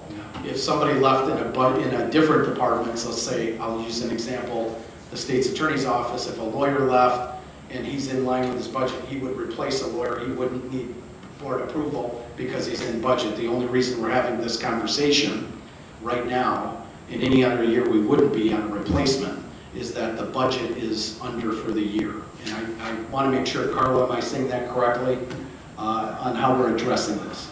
Correct. My duty is to make sure that the board has adopted is followed. And since there's no budget, I can't put someone on the payroll. Yeah, the problem here is the fact that my question is, obviously she just answered why there's a budget amendment. It's because they're taking it directly out of the reserves. And my first question when I first saw this was, why are we doing this if you're just hiring officers that you already had hired before? Well, it's because they've overspent their budget and now they're into the reserves they have to get our permission to even go through and pay this. And that's what we would be doing. We would be condoning the fact that they have overspent that budget and now they're asking it basically to be refunded with reserves to do it. And we already have said we only got so much reserves even left. And we're going to go into them. A lot of this affects next year too. I won't even be here, but 2019 is going to be affected by the stuff we're doing now. And we've already reduced our reserve funds. We've reduced them by $18 million over the last 12, 14 years. And now we're reducing them by another 3 or 4 million. Why do they even need us? Why don't you just go home there? Thank you, Mr. Biondo. I saw a hand up, Mr. Fellers and then Mr. Schultz. Mr. Fellers. Thank you, Mr. Chairman. Without getting too far ahead of things, and obviously from the way the committees voted the other day, I don't think it is likely that this is going to pass. But what I would like to see from Carla, possible from the Sheriff's Department, is an understanding of where these salaries were, where this total salary amount was tracking for the year before these officers left. And then what moving this in does to that total track. Because this money was going to be spent had those officers not left. And because those officers left, that money's not being spent. But we are now down 13 corrections officers, and there are implications to that. I'd like to see more of an analysis of this, of what the actual real life spending was tracking to before these officers left. And then how this budget amendment or another budget amendment similar to this would fit in with that, so we understand what the total amount going to be spent for the year based on that track was. I don't think I'm entirely being clear. Carla, is that clear? Are you looking for what the impact would be next fiscal year if they were here for an entire year? I'm trying to understand that had we not lost these 13 corrections officers, what this budget would have tracked out to, how much over it would have been, right? Because there is a delta here because these 13 officers are not there and we're being asked essentially to make up that number because we can't just hire them in the budget amendment. There's not budget there to do so. That money was going to be spent anyway, whether we passed the budget amendment or not. So I'm curious to see if there was if there was a decrease in the amount of money that was going to be spent because these officers left, what putting this back in would do it as it was trending had they not left. Does that make more sense? It makes sense, but I don't know that I have that information off the cuff. I don't know if Tammy would. Would it be appropriate to spin it this way and say, the reality is some of those 13 probably left at varying points in the year, so it's not even a full salary, and even people that left weren't all making the same amount of money. Perhaps, just for spitballing, you could take the average salary of a corrections officer, but not everybody, this is not a 12-month rolling discussion. Mr. Fellers? Thank you. Thank you, Mr. Chairman, that's fine. What I'm trying to get an understanding of here, because this money was going to be spent, right? Understanding what the savings was by losing these officers, having a delay in their rehire, and then how this amount within these budget amendments plays into that. This is not an actuarial number. This is what is the reality of how much we're spending versus how much money we have to spend. I can answer. We're actually over. We're spending the money for. We didn't hire these people. You've asked a good question here with the fact that they didn't, I'm sure, all leave at the same time. They left at different times. I don't know what the 740,000 covers because if you divide it by 13 people, it's $56,000 a person, and I know they don't make that. Okay, so I'm just saying there's other money here. There's other money in the next budget amendment too. It's covering most of his expenses. He's going to be under $1 million at the end of this year. I guarantee it. And we're just sitting here trying to find reasons to vote this stuff in. And I'm telling you, this is coming out of reserve money, and there's no way that we should pay for this. All that's going to happen here is that he's going to get a black mark from the auditor. Most of this is going to be paid anyway, and that's why I think that there needs to be something else done for 2019. And when I'm still going to be here for that next budget, and we're going to put something in there that'll make it happen. But right now, this is just being spent out. I don't know what that 740,000 goes to. It isn't just 13 guys, and so you did ask a good question, but. Right now, if they want to come back in a couple of weeks with some more of those answers, let them do it, And I would just say this, and I do think somebody from the Sheriff's Department has a comment to make, is number one, just so we're clear, existing employees in the Sheriff's Department or any department will get paid through the end of this year. The Sheriff's Department being under budget cannot hire replacements at this time unless it runs through the board just because they're under budget. If it was a different year, that would not be the case. They would just rehire like everybody else. Tammy, you had a comment? The 707, 605, that would be for a full year, which would be fiscal year 19. Okay. And then all that is in our budget is the salary, holiday pay, clothing allowance, benefits are not in our budget. Correct. I think that's a fair point that I think strategically that the benefits were pulled out of all county budgets so that they could be looked at as a whole and managed that way. That's not part of it. But the comment was made about fiscal year 19. If the board doesn't pass this, we have a lot of discussion in the board process, and I know there's going to be a finance committee meeting next Thursday to talk about some thoughts on the budget, then department meetings that is part of fiscal year 19. Department meetings will be part of interacting with the board, I believe, in this process. So there's a lot of discussion to happen ahead of us related to anything 19, period. That's coming regardless, just so we're clear. Any other questions? And I appreciate the board's patience with just getting through some of this stuff. Anything, Mr. Biondo, you wanted to add? I'm just saying this way, at least some of this money won't be spent. It'll save us for next year too, and they might have more money at that point. But if we do all of this now, a foregone conclusion. So I'm just saying, I urge you to vote no. And if there's a specific item, if this is not approved, and my understanding walking in is that it might not be, is that if the sheriff wanted to bring back a piece of this in a few weeks to revisit a piece of this, that can be reconsidered. Because I've heard that several board members say that on a specific basis. Any other comments before we move to the vote? Okay. Oh, I'm sorry, Mr. Schultz, I apologize. Sorry. Just an observation that, you know, a lot of the conversation that we're having now is the same identical conversation that we had during our budget process. So we had a little less than half the board that said, we're cutting the sheriff's budget too much. He's got to have more money. And we're hearing those same arguments, the same rationale, public safety first, et cetera, et cetera. In years past, we didn't continue to debate the budget for the entire fiscal year. We voted on it at the front end. We had a budget. From that point forward, people were held accountable to their budgets. Now, that doesn't mean that some didn't overspend their budgets occasionally, and we had to deal with the politics of that and the reality of that. And we stomped our foot and we shook our fist. But in this case, it's very different. Because at the very beginning of this fiscal year, the sheriff was on record in the public repeatedly, I am not going to follow the county board's budget, period. He told us.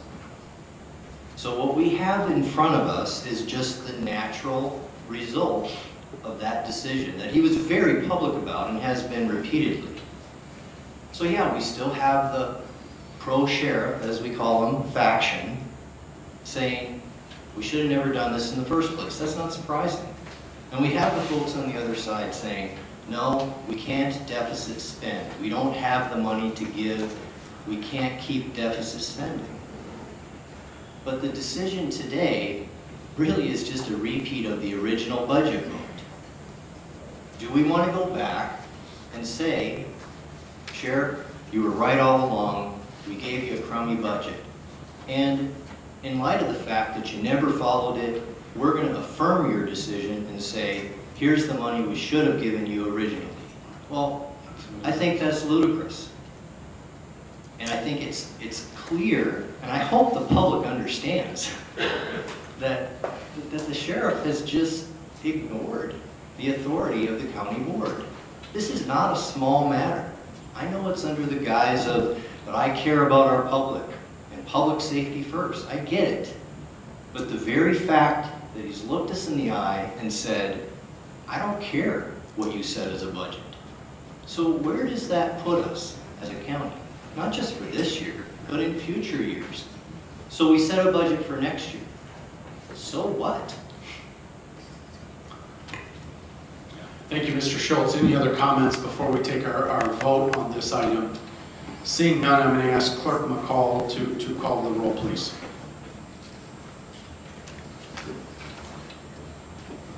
Mr. Tassoni. No. Mr. Biondo. No. Mr. Booker. Yes. Mr. Boomer. No. Mrs. Crosby. No. Mr. Fellers. No. Mr. Fiducia. No. Mr. Gurrow. Yes. Mrs. Goro. No. Mr. Hoffman. No. Mr. Jury. Yes. Mr. Kelly. No. Mr. McDonald. Yes. Mr. Nicolosi. Yes. Mrs. Red. Mr. Salgado. No. Mr. Schultz. No. Mr. Webster. No. Mr. Webscott. Yes. Mr. Wilson. No.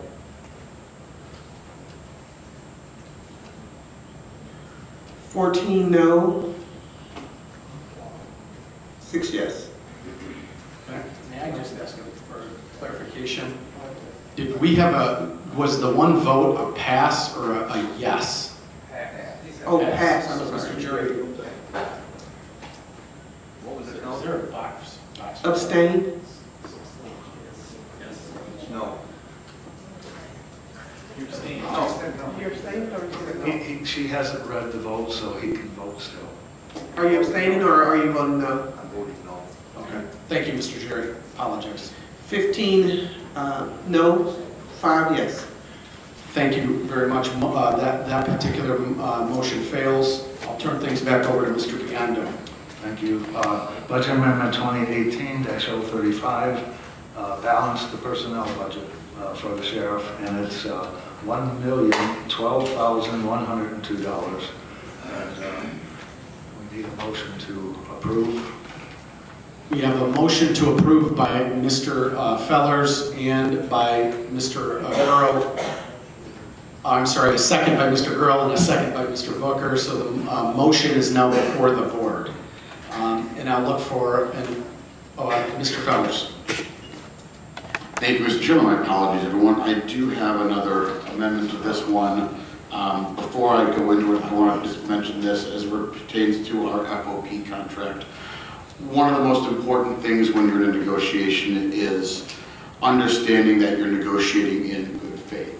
If our bargaining units, if our unions do not believe that this county, its department heads, or its other elected officials are bargaining in good faith or can bargain in good faith, it will ultimately cost us more money, more time down the road.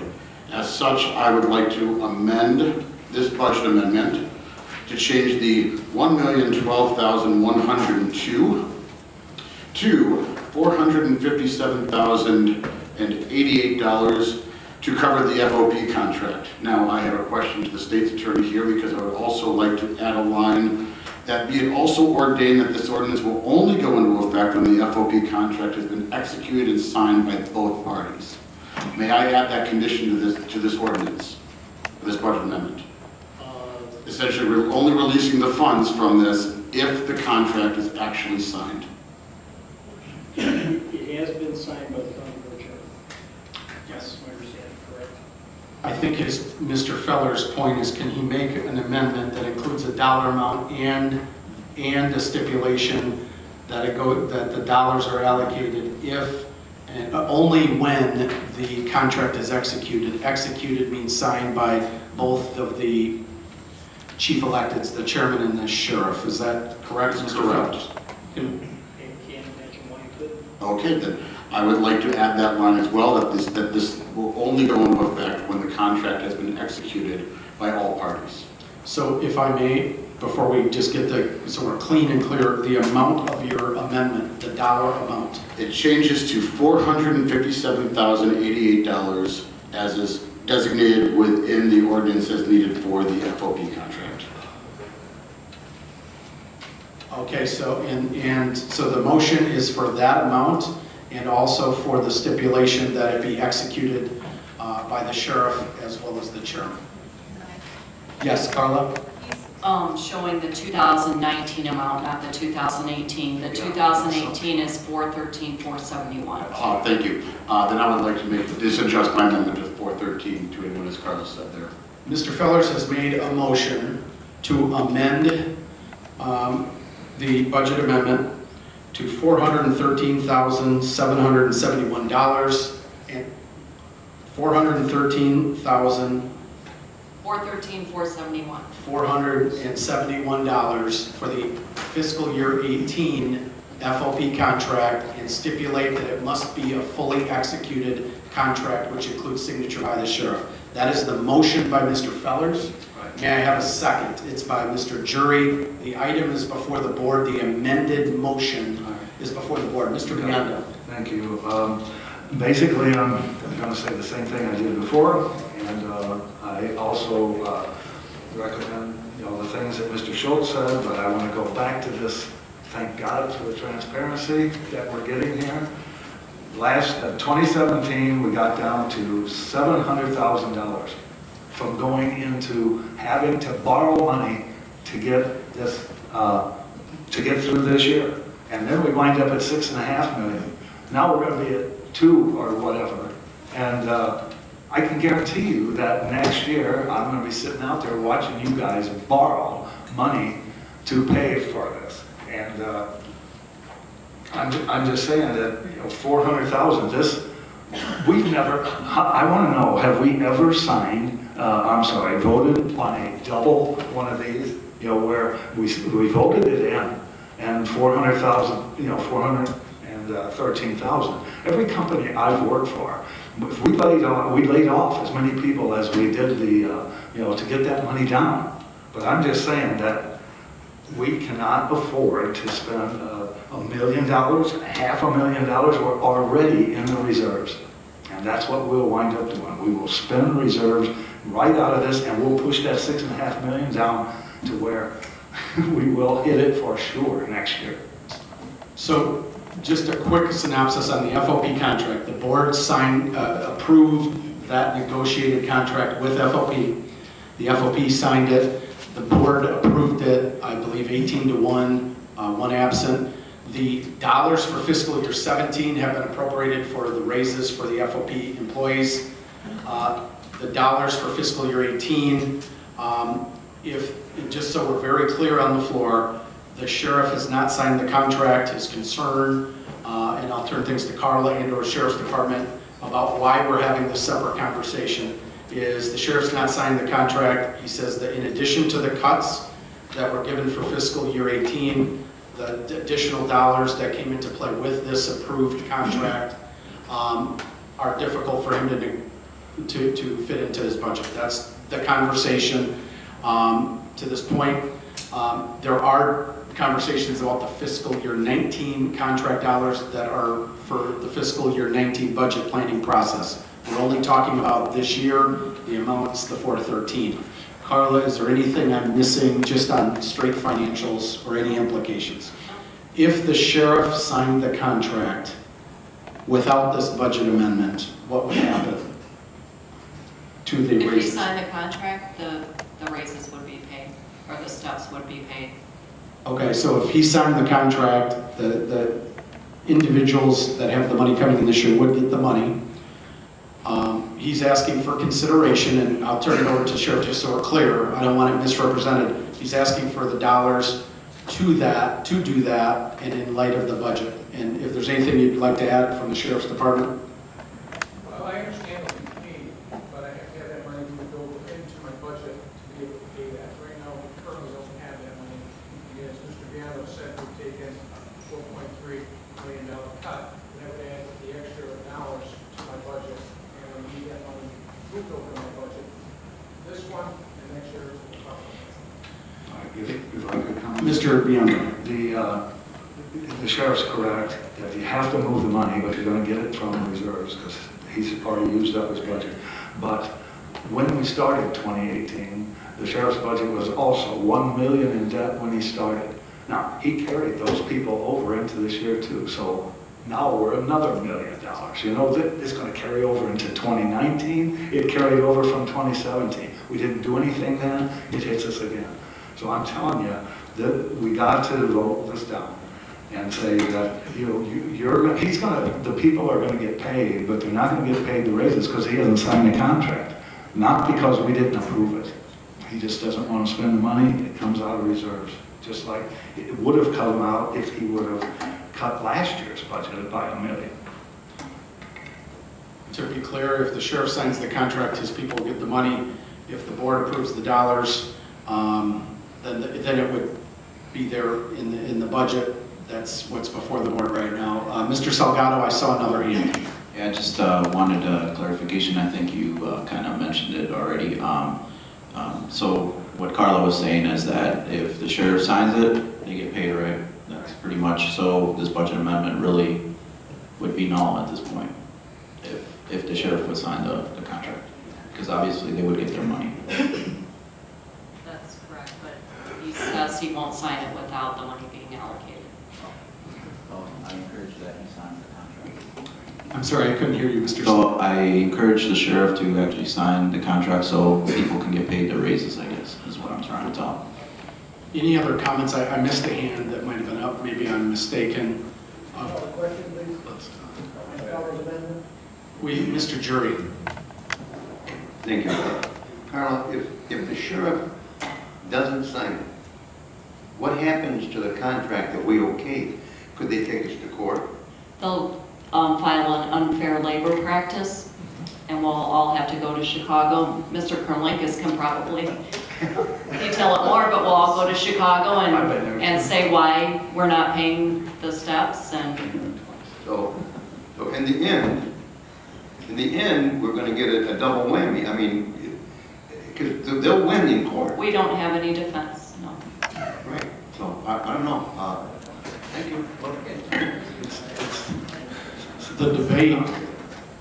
The debate would be, the dollars are owed, the dollars are owed. The county owes the dollars.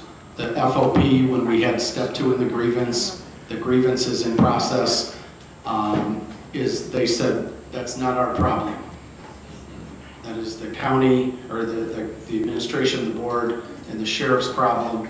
That's not, FOP does not see that as their problem. And out of respect for the conversation, there was a follow-up.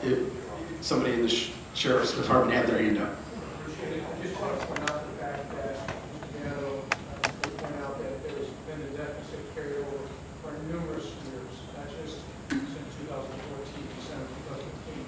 Before that, Mrs. Burrow told me and explained to me it's been for years, and I hope we can get that straightened out. This is an effort to do that. Thank you. Thank you very much. We're just going to be taking the money out of the reserves. That's what we're going to do. And, you know, that will just make it easier next year to borrow that money real quick. So I vote that, I'm sorry, but I recommend we vote against the amendment and then against the whole budget amendment. So the item before us is the the recommendation by Mr. Fellers to amend the budget amendment before the board. Any other questions before we take the vote on Mr. Feller's amendment, which would only deal with the contract, the fiscal year 18 FOP contract? Is there a second on this? There was a second. It is before the board, Mr. Webster. Thank you for clarifying that. Any discussion before we take the vote to approve the recommended, or the amendment to the budget amendment? Seeing none, I'll ask the clerk to call the roll. Mr. Webster. No. Mr. Biondo. No. Mr. Booker. No. Mr. Boomer. No. Mrs. Crosby. No. Mr. Fellers. Yes. Mr. Fiducia. No. Mr. Girl. No. Mrs. Goro. No. Mr. Hoffman. Yes. Mr. Jury. Yes. Mr. Kelly. No. Mr. McDonald. No. Mr. Nicolosi. No. Mrs. Red. No. Mr. Salgado. No. Mr. Schultz. No. Mr. Tassoni. No.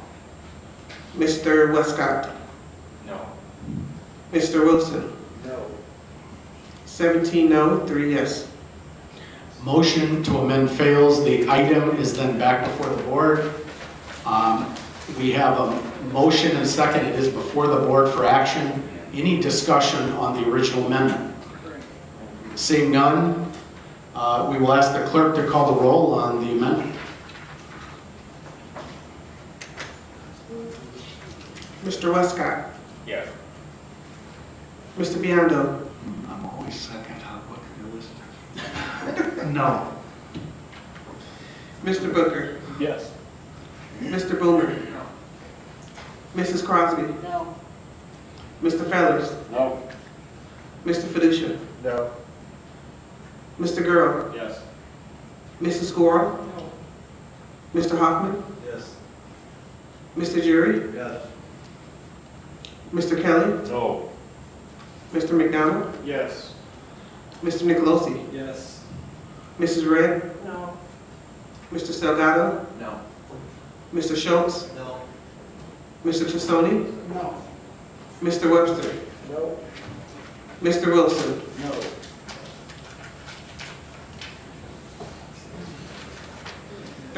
No. 7 yes. Okay, thank you. Motion fails. Does not pass. Mr. Biondo. That concludes our report. Thank you, Mr. Biondo. I needed it. And our next item of business, moving right along, is a lengthy agenda by Mr. Webster and our zoning committee. Thank you, Mr. Webster. Thank you. This will only take about an hour. Just kidding. I think.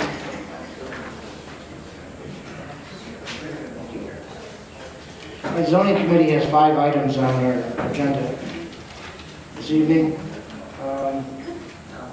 We have number 1, what's in that one? Item number 1 is Z0518. All of these were read in at our prior meeting. And so I would move to approve Z0518. This came with approval from 6-0 at ZBA and 5-1 from committee. I move to approve. We have a motion by Mr. Webster on Z0518 and a second by Mr. Fellers and Mrs. Gorel. And I think I saw a hand up by Mr. Booker. Any discussion on this first item under zoning? Seeing none, all those in favor signify by saying aye. Aye. Any opposed? No. I have a no vote by Mr. Schultz and Mr. Kelly. All other board members cast a yes vote. Motion passes. Mr. Webster. Okay, item number 2 is Z0718. That's a map amendment as well. And this came with recommendation for approval from ZBA, 4-1 with 1 abstention. And zoning committee recommended approval 5-1. We have a motion by Mr. Webster on Z0718. I got a second by Mrs. Gorel. Any discussion by board members on this item before the board? Seeing none, all those in favor signify by saying aye. Aye. Any opposed? No. We have a no vote for Mr. Schultz and Mr. Kelly. I believe all other board members cast a yes vote. Motion passes. Mr. Webster. Okay, item number 3 is Z0818, and this is also a map amendment, County Board District 2.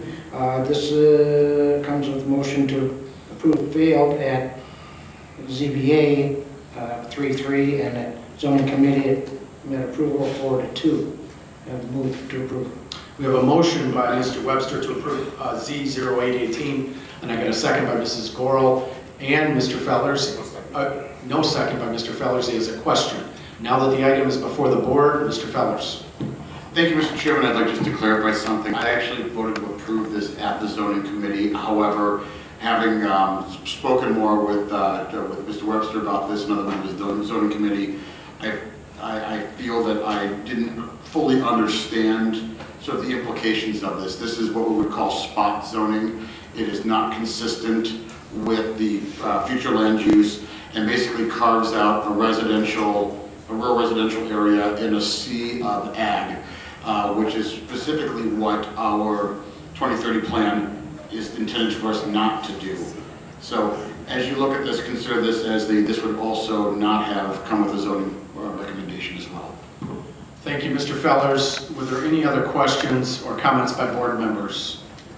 Seeing none, and since I anticipate a few no votes on this one, we'll ask the clerk to call the roll. Mr. Wilson? No. Mr. Biondo? Pass. Mr. Booker? Yes. Mr. Boomer? Mrs. Crosby? Yes. Mr. Fellers? No. Mr. Fiducia? No. Mr. Girl? Yes. Mrs. Gorel? No. Mr. Hoffman? No. Mr. Jury? Yes. Mr. Kelly? Yes. Mr. McDonald? No. Mr. Nicolosi? Yes. Mrs. Red? No. Mr. Salgado? Yes. Mr. Schultz? No. Mr. Tassoni? Yes. Mr. Webster? No. Mr. Westcott? Yes. Mr. Leando did cast a no vote. Okay.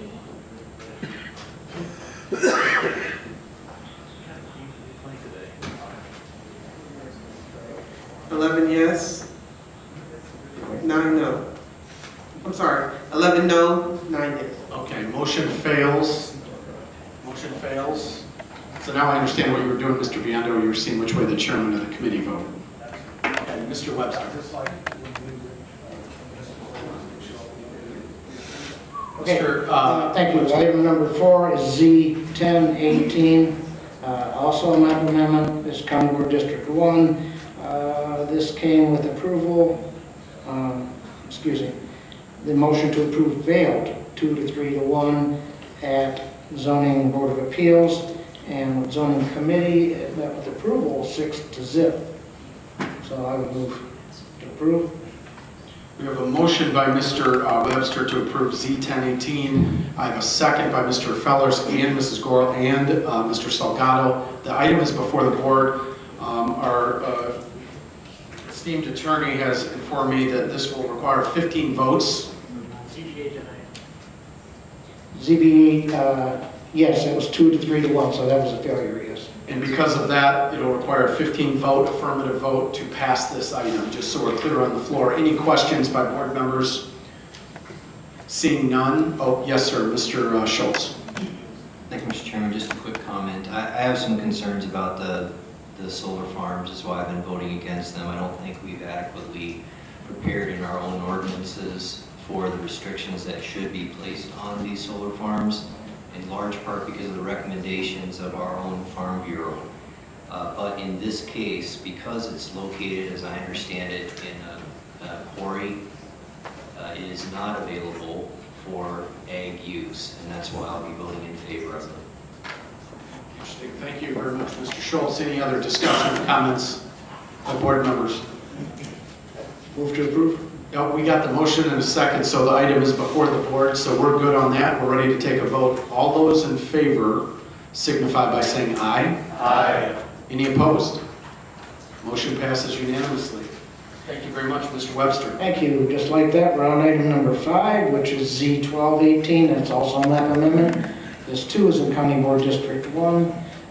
This, once again, came out of ZBA. It failed with a 3-3 tie. And when it got to Zoning Committee, we recommended approval 5 to 1. I would move to approve.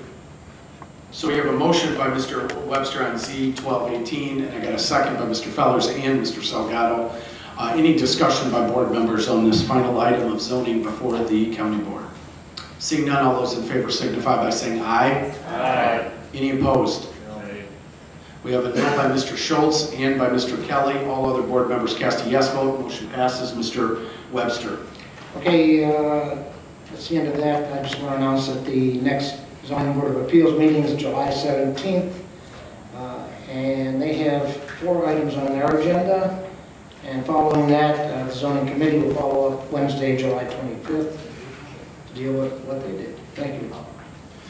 Thank you very much. Next item of business. Thank you, Mr. Webster. Next item of business, Economic Development Committee, Mr. Westcott. Thank you, Chairman. We have no report. Okay, then I think we could probably go home for the evening. Operations and Administrative Committee meeting, Mr. Jury. Thank you, sir. Thank you, Chairman Haney. We have one resolution before you. It's a resolution appointing Brett Fraser to the position of Animal Service Administrator of Winnebago County. I move for its adoption, and I'd like to speak to it. Yes, sir. We have a motion, and I'll ask for just one at a time here on the board floor. I know it's been a long night. I'm seconding. A motion by Mr. Jury, I have a second by Mr. Fellers and Mr. Nicolosi and Mr. Gurrow. The item is now before the board, and if, with your permission, Mr. Nicolosi, I'll go to the committee chairman, then I have you next. Mr. Jury. Thank you. This has been a very emotional issue, not because the gentleman is not qualified. There was some issues of pay and whatever, and that's rightfully okay. The thing is, I agree with the man's resume. He is an excellent man and an excellent man for the job. But however, I'm going to ask this of the administration.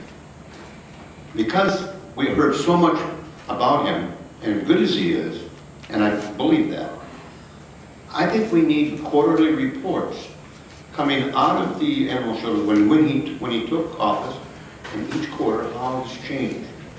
And I can say that we need that with more things. We often vote on things and we never know what happens. So I'm going to request that of the administration if we do that. Absolutely. So thank you, Mr. Jury. I think Mr. Nicolosi was next, and we'll just ask, I know it's getting late, one board member at a time, that way we all hear what they have to say. Mr. Nicolosi. Thank you, Chairman.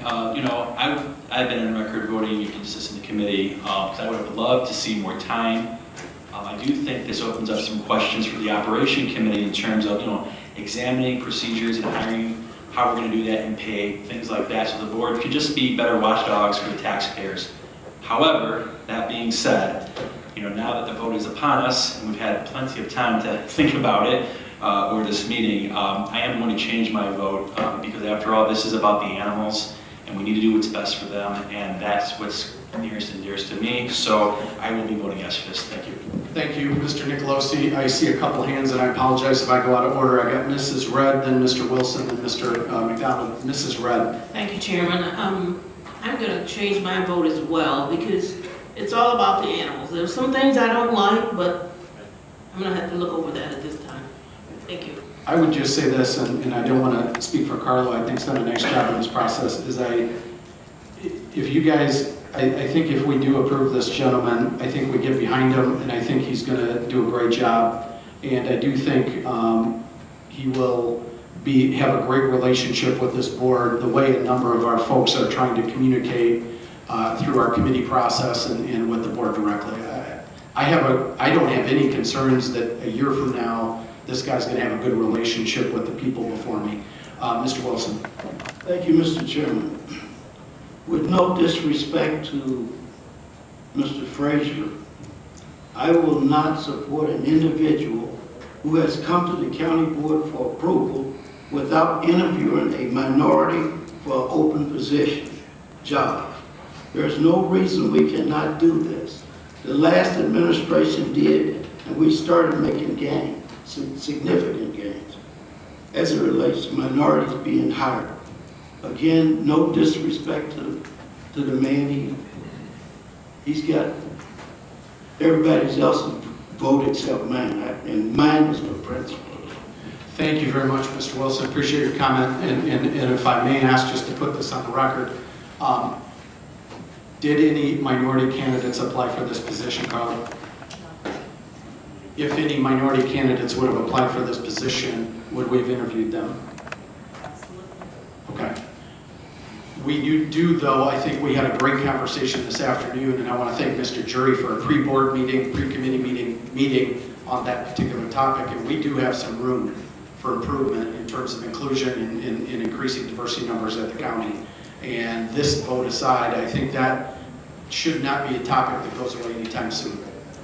Any other questions? Mr. McDonald, then Mrs. Worrell, then Mr. Webster. Sorry, Mr. McDonald. Thank you very much, Mr. Chairman. I hope that I've heard great things about Mr. Frazier. I think he's very capable of doing terrific things. I'll be voting no tonight on two premises. One is the 12-month severance package, and the other is the $200 for the vehicle allowance.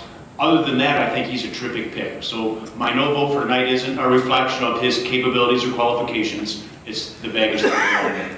Understood. Thank you, Mr. McDonald. And since we picked up about 7 or 8 people for this board meeting that were not at that large committee meeting, just for the record, I don't want people or the media or people here, the 2 items that were mentioned, I'm not disputing or asking you to change your vote, sir. Could you speak to those 2 items, Carla, just so it's clear what the thinking of administration was in the negotiation?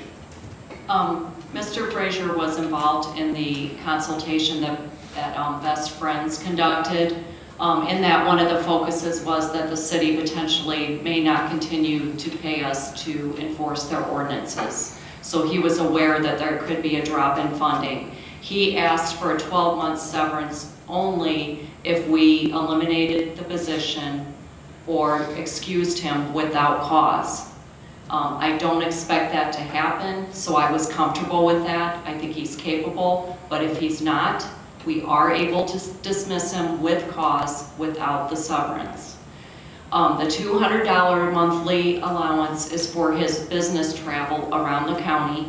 He'll be working with municipalities and traveling back and forth as we enforce their ordinances and enter into new agreements together. He's going to work on the grant funding that he's already been successful with his current employer, so he'll have travel related to that. He'll have travel around the county, just in the normal course of his business. And then he plans to come and work with administration on a regular basis. So since he's at the North Campus, he'll come downtown and work with us on a regular basis. So the $200 truck allowance is not because he lives in a different city? No, and I was not comfortable with providing him a vehicle because of that fact. I didn't want it to be confused that we were providing him transportation back and forth. Thank you for the question, Mr. McDonald, and then Mrs. Gorel. And I know I have one or two others. Mrs. Gorel. Thank you. Carla, thank you. Because of the fact I've been sitting on a fence one way or another, and I finally decided that so we can't get anyone close to us with those kinds of qualifications, so in my mind I agreed with the out-of-state, and then I had problems with the other, and you did a very good job of clarifying that tonight, so I will be voting for him. Thank you. Thank you, Mrs. Gorel. I'm Mr. Webster, and I know I have another hand. Mr. Webster. I just wanted to know when he's going to start. As soon as we take the vote. Was there another hand up? I do have a hand up. Mr. Westcott. Mr. Westcott.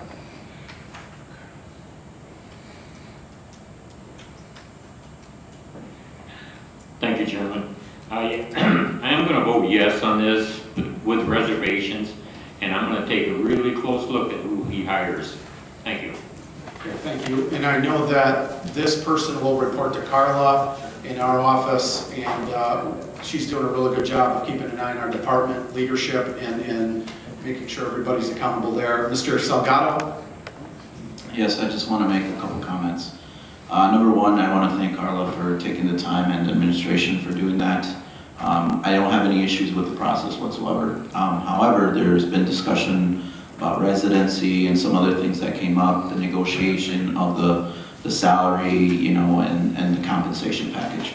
So I don't know, maybe this is something that Mr. Jury can look into. Potentially, I'm not saying a residency or whatever, but looking at the other issues about compensation, how it's negotiated. I know that it's administration's duty. I'm not here to micromanage their department whatsoever. As my responsibility is to vote yes or no based on the recommendation that was done by the administration. So that's my right. The question that I have for the stipend that I have an issue with, the $200, I understand completely it's for travel within the county, but I believe, if I'm not mistaken, there's mileage reimbursement. Why don't we just put that into effect, the mileage reimbursement? That's one of the pieces that I have. The other piece of the 12-month severance package, I do agree. Executives, typically corporations, they do that, where they have kind of like a parachute in case something happens, they don't like the management, they give them a 12-month. In this case, though, I understand the concern that was that, but that should not be a deal breaker whether he wants to take the job. I mean, there's other people that would be willing to take that risk. I'm just saying I'm not comfortable with that. I'm not comfortable with a $200 monthly stipend on that. You know, that was negotiated by the administration. Same way, I just want to point it out, I'm not, and we all say here, no one's, I understand his qualifications and everything, but what's critical is the same thing when we look at contracts. At the procurement level, we have the right to question, and we shouldn't be pushed away or one way or the other, or swayed one way or the other. Everybody has a right to vote here the way they want to and ask those questions, because at the end of the day is the citizens are paying for a lot of the services that we provide. So that has to be looked at. So I see both sides here. The process, I agree 100%. Awesome job. But at the other end, there are some questions that come into play about compensation packages, that something was brought up in the past. I agree with Carla 100%. This is one of the times that the compensation package was presented to the board. In the past, we went away, we voted Carla's position, Amanda, Ms. Haymaker's, when she was the county administrator, you know, all those things. I understand that, but it brings to question, and those are real legitimate questions So for county board members to be told that they're against this individual or they're against the way the administration or the county is going in direction is uncalled for.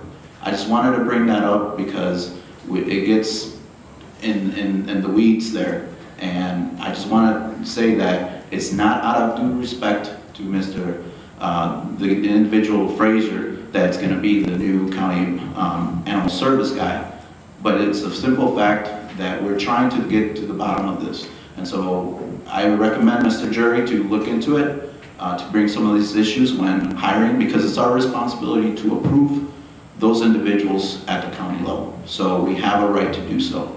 I just wanted to bring that up, and I completely understand the philosophy, the thinking on those aspects of it. Those are the thoughts that I leave you guys, and hopefully Mr. Jury can pick up on those. Mr. Chairman. Thank you very much, Mr. Jury. Thank you, Mr. Salgado. Give you a heads up, the issue of residency is already being looked at along with Mr. Krolinkas. I have already made contact with him. And I will meet with Carla and him on some other issues that need to be corrected, as you just said. No way do I want to micromanage anything, but I think we could have done a little better job if we would have been maybe on the ground floor, some people with the issue. And it's not to micromanage, it's just so we know what's going on. Thank you. Thank you, Mr. Jury. And if I go out of order, I apologize. Mr. Wilson, then Mrs. Crosby. Mr. Wilson.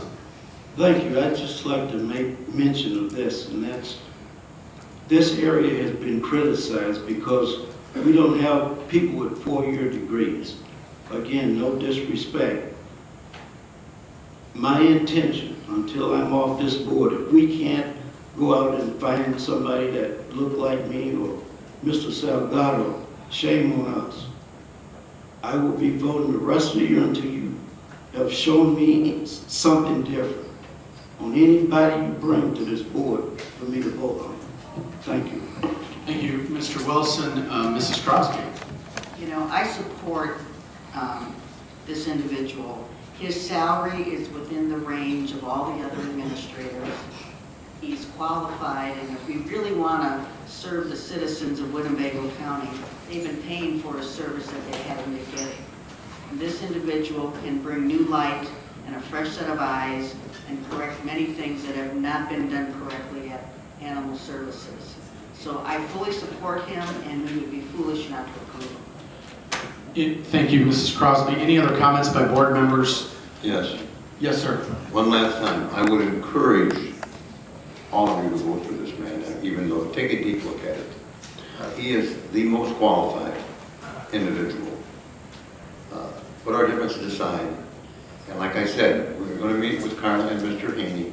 We will have quarterly reports so we can see the changes. And I'm sure that the staff out there will be more than willing to make sure we're provided with those reports. Thank you. So if we make some progress here tonight, we've got a lot of work ahead to do on other issues that touch this, as we do on our budget and all things financial. Any other questions? Thank you for not having any. With that, I'll ask the clerk to call the roll, please. Mr. Biondo. Yes. Mr. Booker. Yes. Mr. Boomer. Mrs. Crosby. Yes. Mr. Fellers. Yes. Mr. Fiducia. Yes. Mr. Gurl. Yes. Mrs. Goro. Yes. Mr. Hoffman. Yes. Mr. Jury. Yes. Mr. Kelly. Yes. Mr. McDonald. No.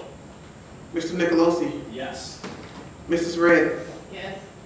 Mr. Salgado. Yes. Mr. Schultz. Yes. Mr. Tassoni. Yes. Mr. Webster. Yep. Mr. Westcott. Yes, with reservation. Mr. Wilson. No. 18 yes, 2 no. Thank you very much. Motion passes. Mr. Jury. Thank you, Chairman Haney. Carl, we will be having our committee meeting next week, am I correct? Pardon? Yes, that is correct. Okay, I will meet with Carter tomorrow sometime, so watch your computer to see the time and date, and we can fund. Thanks. Thank you very much, Mr. Jury. Our next item of business, Public Works Committee, Mr. Kelly.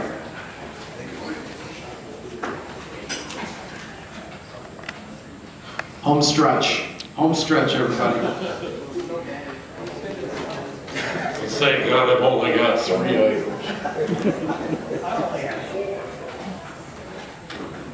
Our first item is an ordinance amending Chapter 82 of the Winnebago County Code, regulating the placement of utilities and facilities within the rights-of-way of Winnebago County highways, and I move its adoption. We have a motion by Mr. Kelly on item B on the ordinance amending Chapter 82 of the County Code. May I have a second? I have Mr. Wilson and Mr. Tassoni. Thank you. Items before the board. Seeing no discussion, are there any board members who are opposed to this motion? Seeing none, all those will ask the clerk to cast a yes vote for all members present. Motion passes. Thank you very much, Mr. Kelly. Our next item is a resolution authorizing the purchase of an asphalt patching machine that's trailer mounted at a cost of $49,000 plus, the exact amount here.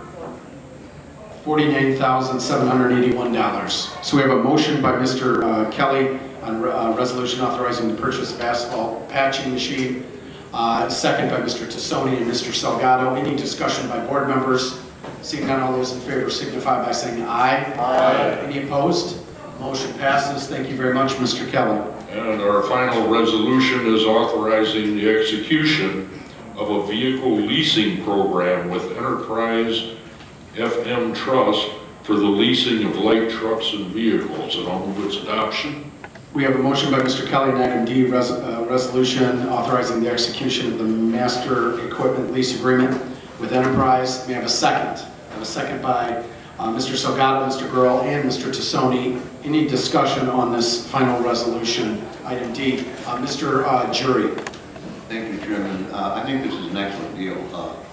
Should have been doing this a long time ago. But however, saying that, what is the criteria as when we change vehicles? You know, Dave, or maybe the Chairman, or maybe Mr. Vanderwerf can answer that. I mean, is there so many hours, so many miles? Joe, go ahead on that one. Thank you. Thank you, Mr. Chairman. It's actually through a process that we work out with Enterprise Lease Management Group. They assess the price of the vehicles when they come up for sale and determine if it's a good time to sell them and take into account maintenance and all the other attributes that go with a piece of equipment to make sure we get the best for our money. No, you can't. We have to leave the door open. Don't close the door.